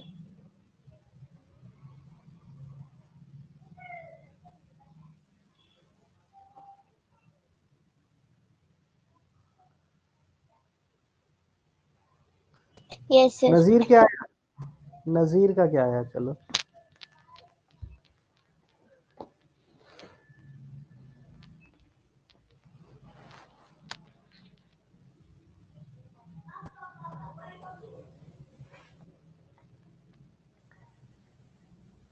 देखो इस तरीके से हम नहीं करेंगे। हम कैसे करेंगे। हमारे पास डेटा क्या है। 360, 365, 370, 385, 400 एंड 405। हम क्या करते हैं, इसके बीच में कोई एक वैल्यू एज्यूम कर सकते हैं। हम कोई सी भी ले सकते हैं। मान लो हमने ले लिया 380 ही ले लिया। हमें 380 सबसे सही लग रहा था। उसके बीच में आ रहा था, 3 वैल्यू उससे कम है, 3 उससे ज्यादा है। तो हमने एज्यूम मीन हो गया हमारा। एज्यूम मीन हो गया 380। याद आया ये मेथड। उसके बाद क्या करते हैं, डिविएशन निकालते हैं हम। यानी कि हर वैल्यू में से 380 माइनस कर दो। तो ये डिविएशन पहला हो जाएगा। 380 में से माइनस किया तो -20। ये हो जाएगा डिविएशन D1, D2 -15। ये हो जाएगा -10, ये हो जाएगा +5, ये हो जाएगा +20 और ये हो जाएगा +25। अब क्या करो, सारे डिविएशन का सम, तो 20 से ये 20 गया और ये 15 और दिस -25 +25 +5, ये भी कैंसिल, सिर्फ क्या आ गया 5। तो हमारा करेक्ट ट्रू मीन हो जाएगा, जो हमारा एज्यूम मीन था 380 प्लस 5/6। 5/6 इज 1.666, यानी आंसर इज 5/6, 381.666 आना चाहिए।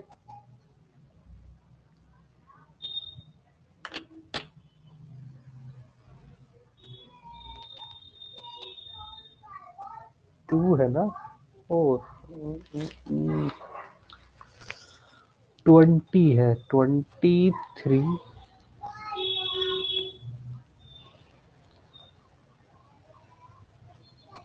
हम्म,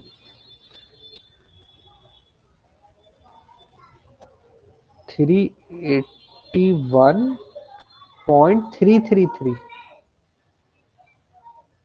666। कैलकुलेटर से क्या आ रहा है एग्जैक्ट? सही किया है कैलकुलेशन?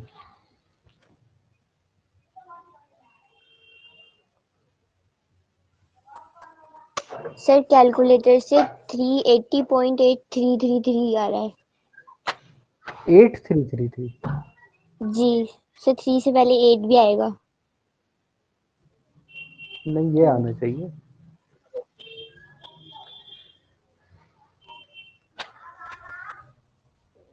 देखो, एक तो कैलकुलेशन तुम कैलकुलेटर से कर रहे हो, हम यहाँ अपनी ट्रिक लगा के कर रहे हैं, और हम भी एक्यूरेसी पे कह रहे हैं कि हमारा सही है। एक बार फिर से देख लेते हैं, ये मेथड देखते चलो। मेन इंपॉर्टेंट ये है, देखो हम जब भी इस तरीके से, मैंने बताया था कि मीन निकालना होगा तो डायरेक्ट प्लस माइनस के से बेटर है हम क्या करेंगे, एज्यूम। तो हमने एज्यूम किसे कर लिया, 380, ये हमारा एज्यूम मीन। फिर क्या करते हैं, डिविएशन, यानी सब में से जल्दी जल्दी ये माइनस कर दो। तो ये हो गया -20, ये हो गया -15, ये हो गया -10, ये हो गया +5, ये हो गया +20 और ये हो गया +25। इन सब का सम डिविएशन का, तो ये -20 +20 कैंसिल हो गए, -15 -10 हो गया -25, ये 25 से कैंसिल, सिर्फ क्या बचा 5। तो अवर correct mean is, correct mean होता है हमेशा एज्यूम मीन प्लस डिविएशन का सम डिवाइड बाई n। तो 6 डेटा थे, तो डिवाइड बाई n। तो एज्यूम मीन था हमारा 380, डिविएशन का सम आया 5 और 6 डेटा है, तो 5/6। तो 5/6 हो जाएगा, यस, यही आना चाहिए। जब हम इसे राउंड ऑफ करेंगे तो हमारा answer will become 381। This is, देखो यहाँ जब राउंड ऑफ होगा तो ये 333 है, इनको हटा रहे हैं तो कोई फर्क ही नहीं पड़ेगा क्योंकि 5 से छोटे हैं। Answer will B 381।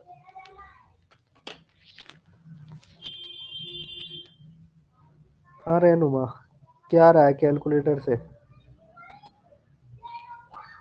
वही आ रहा है अभी भी, ये चेंज हुई कुछ वैल्यू? सर वही आ रहा है सर, 5/6 करेंगे तो 0.833 आएगा ना।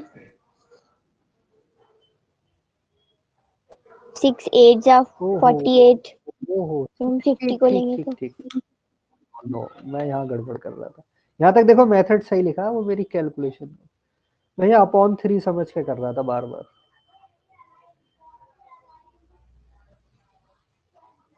चलो, ये तो एक और चीज पता चल गई हमें, 380.8333। ठीक, अब इसे राउंड ऑफ करना है। तो देखो राउंड ऑफ, ये 333 के तो हम हटाएंगे तो कोई फर्क ही नहीं पड़ेगा, यानी इसको मैं डायरेक्ट ऐसे लिख सकता था, क्योंकि 5 से छोटे नंबर है, इनको हटा दो तो कोई फर्क नहीं पड़ता। अब जब मैं राउंड ऑफ करूंगा तो ये ग्रेटर देन 5 है, तो 0 में मुझे यहाँ +1 करना पड़ेगा, तो ये हो जाएगा 380। तो our answer will become C, 380।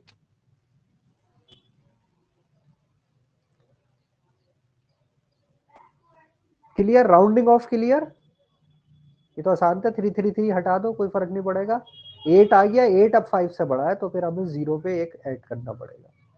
जिस नंबर को भी हम राउंड ऑफ करते हैं उससे पहले वाले में ऐड कर देते हैं 1, अगर वो 5 से बड़ा है।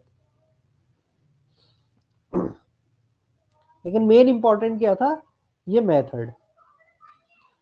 360, 365, ये 6 नंबर्स थे तुम्हारे, और तुम्हें इसका एवरेज निकालना है। तो हमेशा हम एवरेज इसी मेथड से करने की कोशिश करते हैं। हम बीच में एक भी वैल्यू लेके आप किसी को भी एज्यूम कर सकते हो। आप 385 लेके भी कर सकते थे, 370 लेके भी कर सकते थे। इसके बीच में अपनी तरफ से एक वैल्यू ले ली मैंने 380, इससे भी आ जाएगा, किसी से भी आ जाएगा आंसर। तो ये हमारा एज्यूम मीन होता है, इसे हम ए से रिप्रेजेंट करते हैं। इसके बाद क्या निकालते हैं, डिविएशन डी। डी क्या होता है, हर वैल्यू में से ए माइनस कर दो। तो जो छोटी वैल्यू होंगी वो माइनस में देंगी वैल्यूज, और जो इससे बड़ी होंगी वो प्लस में देंगी वैल्यूज। इनका सम कर दो तो सेम साइन जो अपोजिट साइन के वो कैंसिल हो जाएंगे। देखो +20 था तो ये कैंसिल, 15 और ये मिलके 25 होते, ये इससे कैंसिल, सिर्फ क्या बचा 5। तो final answer will be corrected mean या true mean will be plus summation D upon N.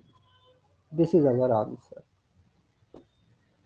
तो देखो ये कैलकुलेशन बहुत जल्दी कर देता है। तो मीन वाले में जब भी ऐसी 6, 8, 10 वैल्यूज होती है तो हम इसी एक वैल्यू को कोई एज्यूम लेके तब ऐसे करते हैं कैलकुलेशन। वहां पर इतना टाइम नहीं होता कि हम सबको प्लस और डिवाइड और फिर ये सब करते रहे। मेथड क्लियर हो गया? Yes sir. Yes sir. Good. तो ये याद रखना है, इस क्वेश्चन में ये चीज आ गई, अच्छा हुआ। अब देखो दूसरे पार्ट में क्या दे दिया, percentage. If the maximum marks in each subject is 500, यानी हर सब्जेक्ट का 500 है, then what is the percentage of marks obtained by student in the periodical exam of August and October together? सिर्फ दो एग्जाम्स के पूछ रहा है कितने मार्क्स होंगे, परसेंटेज में बताने आपको। ये ईच सब्जेक्ट नहीं, यहाँ होना चाहिए, सही लैंग्वेज होगी ईच टेस्ट। जो भी पीरियोडिकल टेस्ट हो रहा है वो हर एक में से जो मार्क्स हैं उसके वो कितने आउट ऑफ 500 है। तो बताओ percentage of marks obtained by student in the periodical exam of August and October. August and October, तो पहले कोशिश करो, देखो कहाँ है अगस्त एंड अक्टूबर। मैं हटा देता हूँ।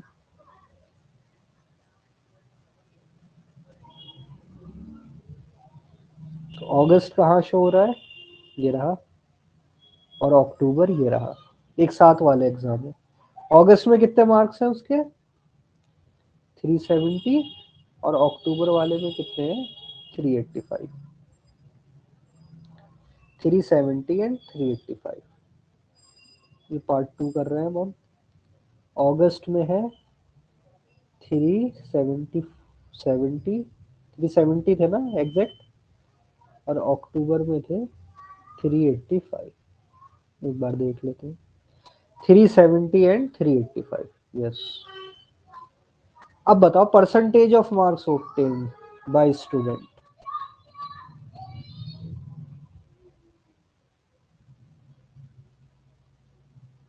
तो क्या करना है हमें इसमें, पहले तो जिसकी भी परसेंटेज निकालते हैं उसकी टोटल वैल्यू लिख लेते हैं। तो total marks obtained by student सिर्फ दो एग्जाम में बताने, तो सारे का हमें नहीं लेना, इन अगस्त and October.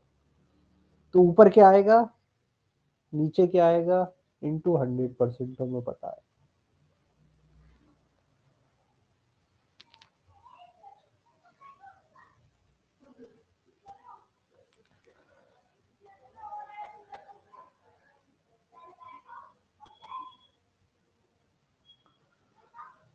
Percentage of marks obtained.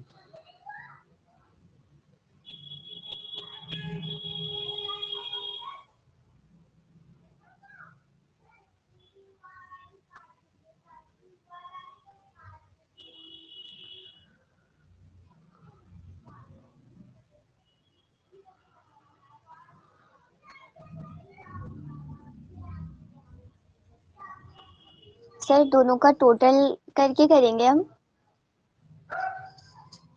भाई ऊपर हमेशा उसकी टोटल वैल्यू लिखते हैं जिसकी भी परसेंटेज पूछी है, तो ये हो जाएगा यस सर। 370 प्लस 385, और डिनोमिनेटर में क्या आ जाएगा,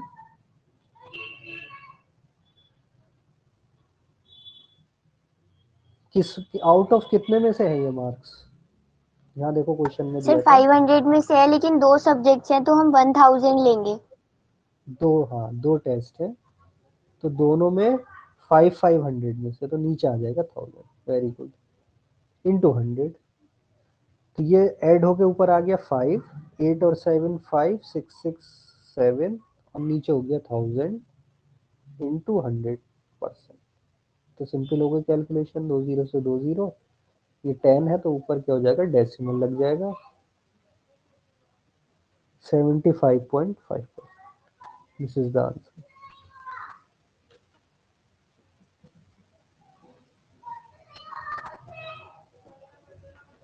बस, तो ये परसेंटेज में हमने कन्वर्ट कर लिया। तो डीआई के क्वेश्चन में देखो यही मेनली होता है, एवरेज, परसेंटेज, रेशो, प्रपोर्शन, यही सब चलता रहता है। परसेंटेज इंक्रीज डिक्रीज, रैंकिंग की किसका ज्यादा है किसका कम है। क्लियर नजीर, 75.5 आ जाएगा आंसर। Yes sir. गुड, चलो एक लास्ट आज का और करते हैं। Study the following bar graph. Bar graph दे रखा है, ये है देखो, इसमें क्या दिया बार ग्राफ में, gross and net profit of a company in rupees lakh for the year 2011 to 14। तो दो प्रॉफिट शो हो रहा है, ग्रॉस प्रॉफिट और नेट प्रॉफिट। ये जिसमें हॉरिजॉन्टल लाइन है यानी पहला वाला है, दिस इज ग्रॉस प्रॉफिट, और ये जो है वर्टिकल लाइन वाला, this is net profit. Gross on 4 years के लिए, 2011 12 13 14, और ये जो वैल्यूज है 10 20 30 40, यानी यूनिट क्या है इसकी, लाख, यानी 10 लाख 20 लाख 30 लाख, ये है। डिफरेंस क्या होता है ग्रॉस और नेट प्रॉफिट में, जो तुम्हारे कॉमर्स का ही टर्म है, कौन सा बड़ा होता है कौन सा छोटा होता है।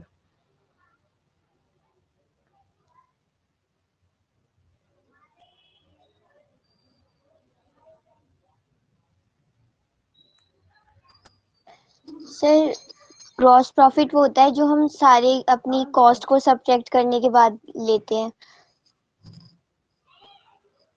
ग्रॉस और नेट,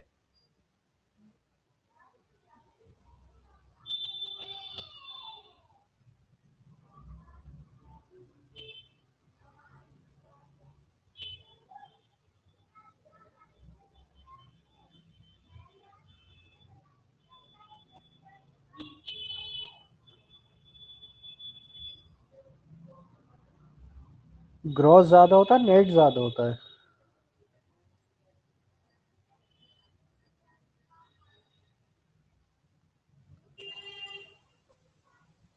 अरे जल्दी बताओ, ये तो तुम्हें पता होना चाहिए तभी।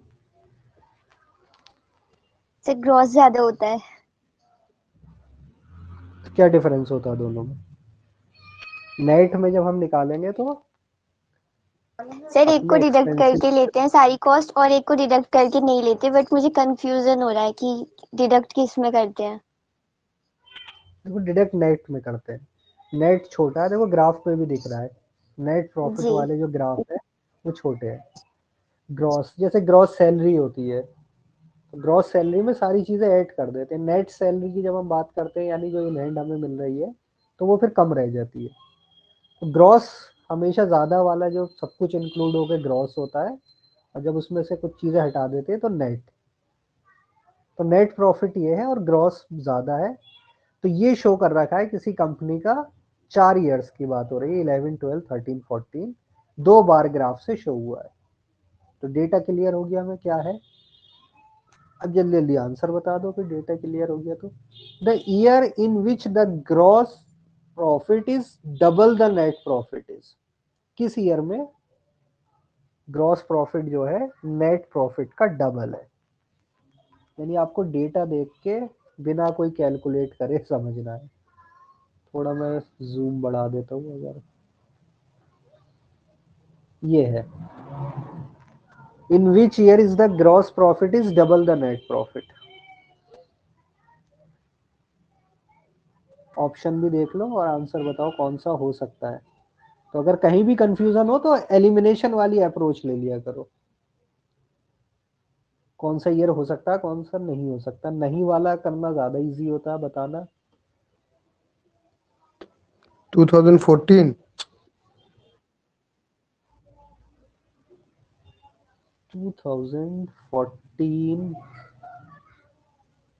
बहुत क्लोज दे रखा है इसमें वैसे।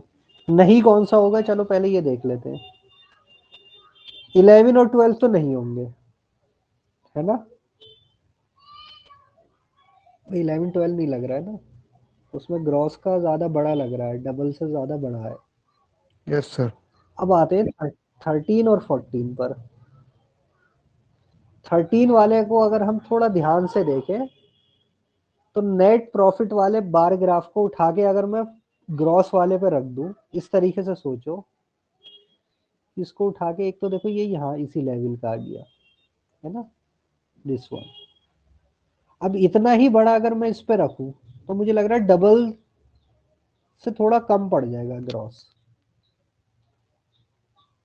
2014 ही सबसे सही लग रहा है इसमें। क्या कहती हो रहनुमा, 14 ही होगा। Yes sir. देखो 14, यस, तो इसका आंसर हो जाएगा ऑप्शन। तो ये कुछ क्वेश्चन ऐसे भी होते हैं जो बिना कैलकुलेशन के डेटा देख के ही आपको करने हैं। अब देखो रेशियो पे आ गया, ratio of gross profit to the net profit was greatest in the year. किस ईयर में ये रेशियो सबसे ज्यादा होगा,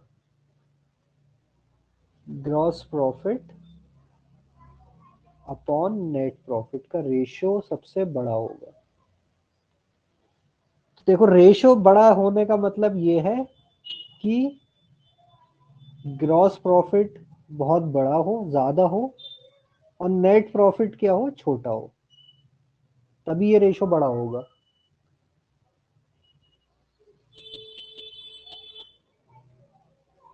एक्चुअल में अभी जो हम निकाल रहे थे ना कि 2 टाइम्स है या 2 टाइम्स से ज्यादा है, वो भी क्या है, एक तरीके का रेशियो ही निकाल रहे थे। तो यहाँ हमें अभी समझ में आया था कि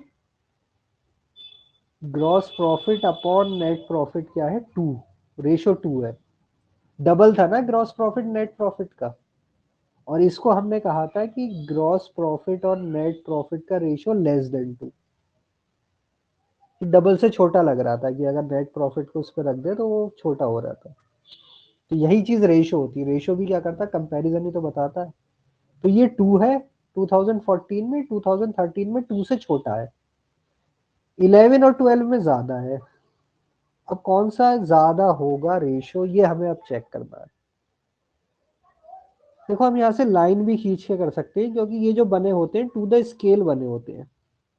ये 10 है और ये 30 है, तो इनका रेशियो कितना हो गया, 30/10,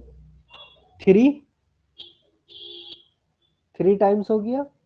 gross profit is 3 times of net profit. 2012 में अगर मैं खींचू लाइन तो ये यहाँ आएगा, यानी 20 और 10 के बीच में, तो मैं इसे ले सकता हूँ 15। और ये जो है ये 40 की लाइन में है। तो सबसे ज्यादा रेशियो किस में आ रहा है,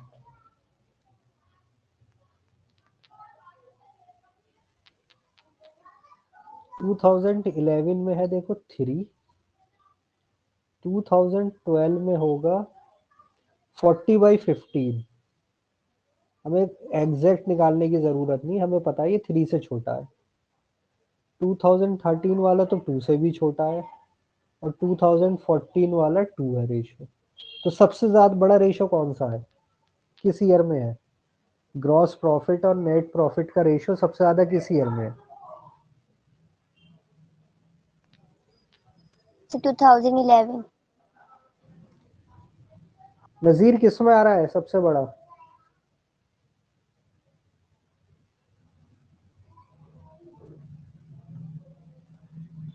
to 2011, this is our answer.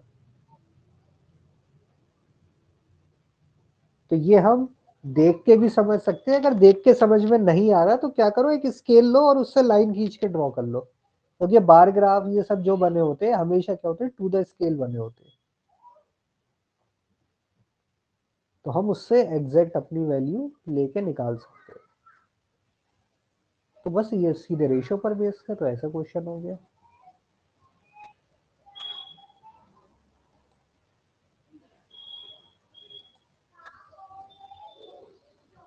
Clear?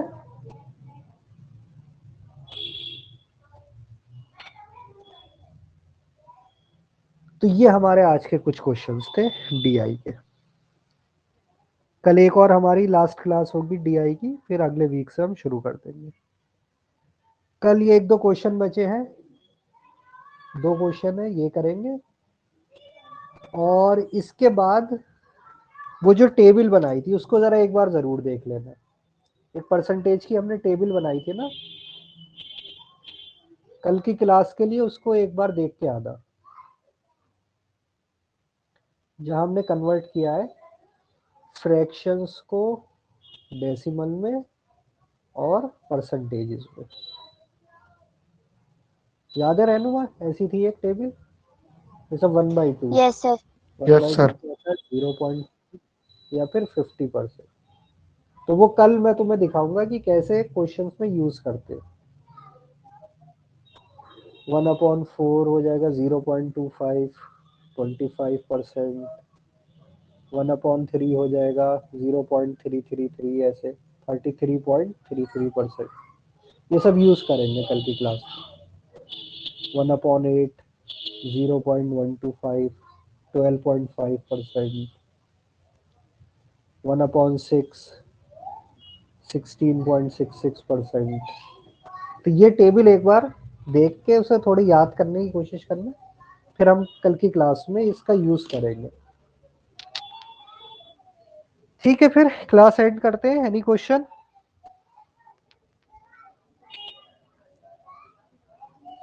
कोई क्वेश्चन? नजीर, रहनुमा? No, sir. ओके, सर ठीक है फिर। सर हाँ मंडे नजीर। से तो हम लोग का हम्म, मेन क्लास चलेगा। हाँ, तो सर 3 ही दिन होगा क्लास वीक में। 4 days, संडे भी। और संडे को सर क्लास होगा या फिर बस डिस्कशन होगा ना सर, जो जो भी टेस्ट होगा उस पर? टेस्ट प्लस रिवीजन, जो भी क्वेश्चन तुम, क्योंकि देखो लगातार जब हम पढ़ेंगे उसके बाद जब तुम्हें ब्रेक मिलेगा तो फिर तुम खुद से प्रैक्टिस करना। और जो तुम्हें क्वेश्चन समझ में नहीं आए तो ग्रुप पे डाल देना। ग्रुप पे अगर कोई तुम्हारे साथी सॉल्व कर देते, कुछ बता देते तो अच्छी बात है, वरना फिर हम उसे उसी दिन वाली क्लास में डिस्कस कर लेंगे। क्योंकि रिवीजन बहुत इंपॉर्टेंट है। अगर मैं अपने हिसाब से पढ़ाते चलूँ, रिवाइज नहीं करूँ तो फिर कोई फायदा नहीं होगा। उससे पता भी चलेगा ना कितनी चीज समझ में आ रही, कितनी नहीं आ रही। और सर एक और क्वेश्चन था हाँ, बताओ। सर। टाइम तो है हम लोग के पास कि तैयारी हो जाएगा एग्जाम हम्म, तक, यही बिल्कुल। सर क्वेश्चन था। बेसिक में ज्यादा टाइम लगता है। बेसिक आप अगर जल्दी कवर कर लोगे तो आगे की क्लासेस में बहुत सारा टाइम बच जाएगा। अब जैसे लीनियर इक्वेशन आई, अब इक्वेशन आने के बाद अगर मुझे ये है कि तुम लोग हाँ आराम से कर लोगे तो अच्छी बात है, अगर नहीं आई तो फिर वहां पर फिर वो समझाना पड़ेगा कि इस इक्वेशन को ऐसे सॉल्व करो, इधर मूव करो, इसे ऐसे लेके जाओ। परसेंटेज अगर मुझे पता है कि तुम निकाल लोगे कि भाई इसकी परसेंटेज निकालनी है, हाँ आंसर ये आ गया, अच्छी बात है। नहीं आया तो फिर वो चीज़ बतानी पड़ेगी कि भाई ऊपर ये वैल्यू लो, नीचे ये डिनोमिनेटर लो, ऐसे मल्टीप्लाई करो, वहां टाइम बच जाए। इसीलिए मैं पहले ये सब चीज़ों में टाइम दे रहा हूँ तुम्हें कि तुम बेसिक क्लियर कर लो। तो बेसिक को तो जितना तुम अभी टाइम दे सकते हो इस ईयर के एंड तक कोशिश करो कि सारे बेसिक कॉन्सेप्ट क्लियर कर लो अपने। उसके बाद तो छोटे छोटे कॉन्सेप्ट समझने होते हैं और प्रैक्टिस करनी होती है क्या आगे सिलेबस। तो इसीलिए तुम उस दिन प्रैक्टिस करो, क्वेश्चन पहले कोशिश करो जो टेलीग्राम ग्रुप है उस पर डाल दो। तो अगर जो तुम्हारे साथ में स्टूडेंट है वो भी सॉल्व कर देते, आंसर बता देते, अच्छी बात है। जो क्वेश्चन रह जाएंगे, जो कोई नहीं आंसर कर पाएगा, उसे हम फिर संडे वाली क्लास में डिस्कस करेंगे। ठीक। Yes sir. ठीक है, चलो फिर करते हैं and class. Okay sir, Allah Hafiz. Okay, खुदा हाफिज। हाफिज।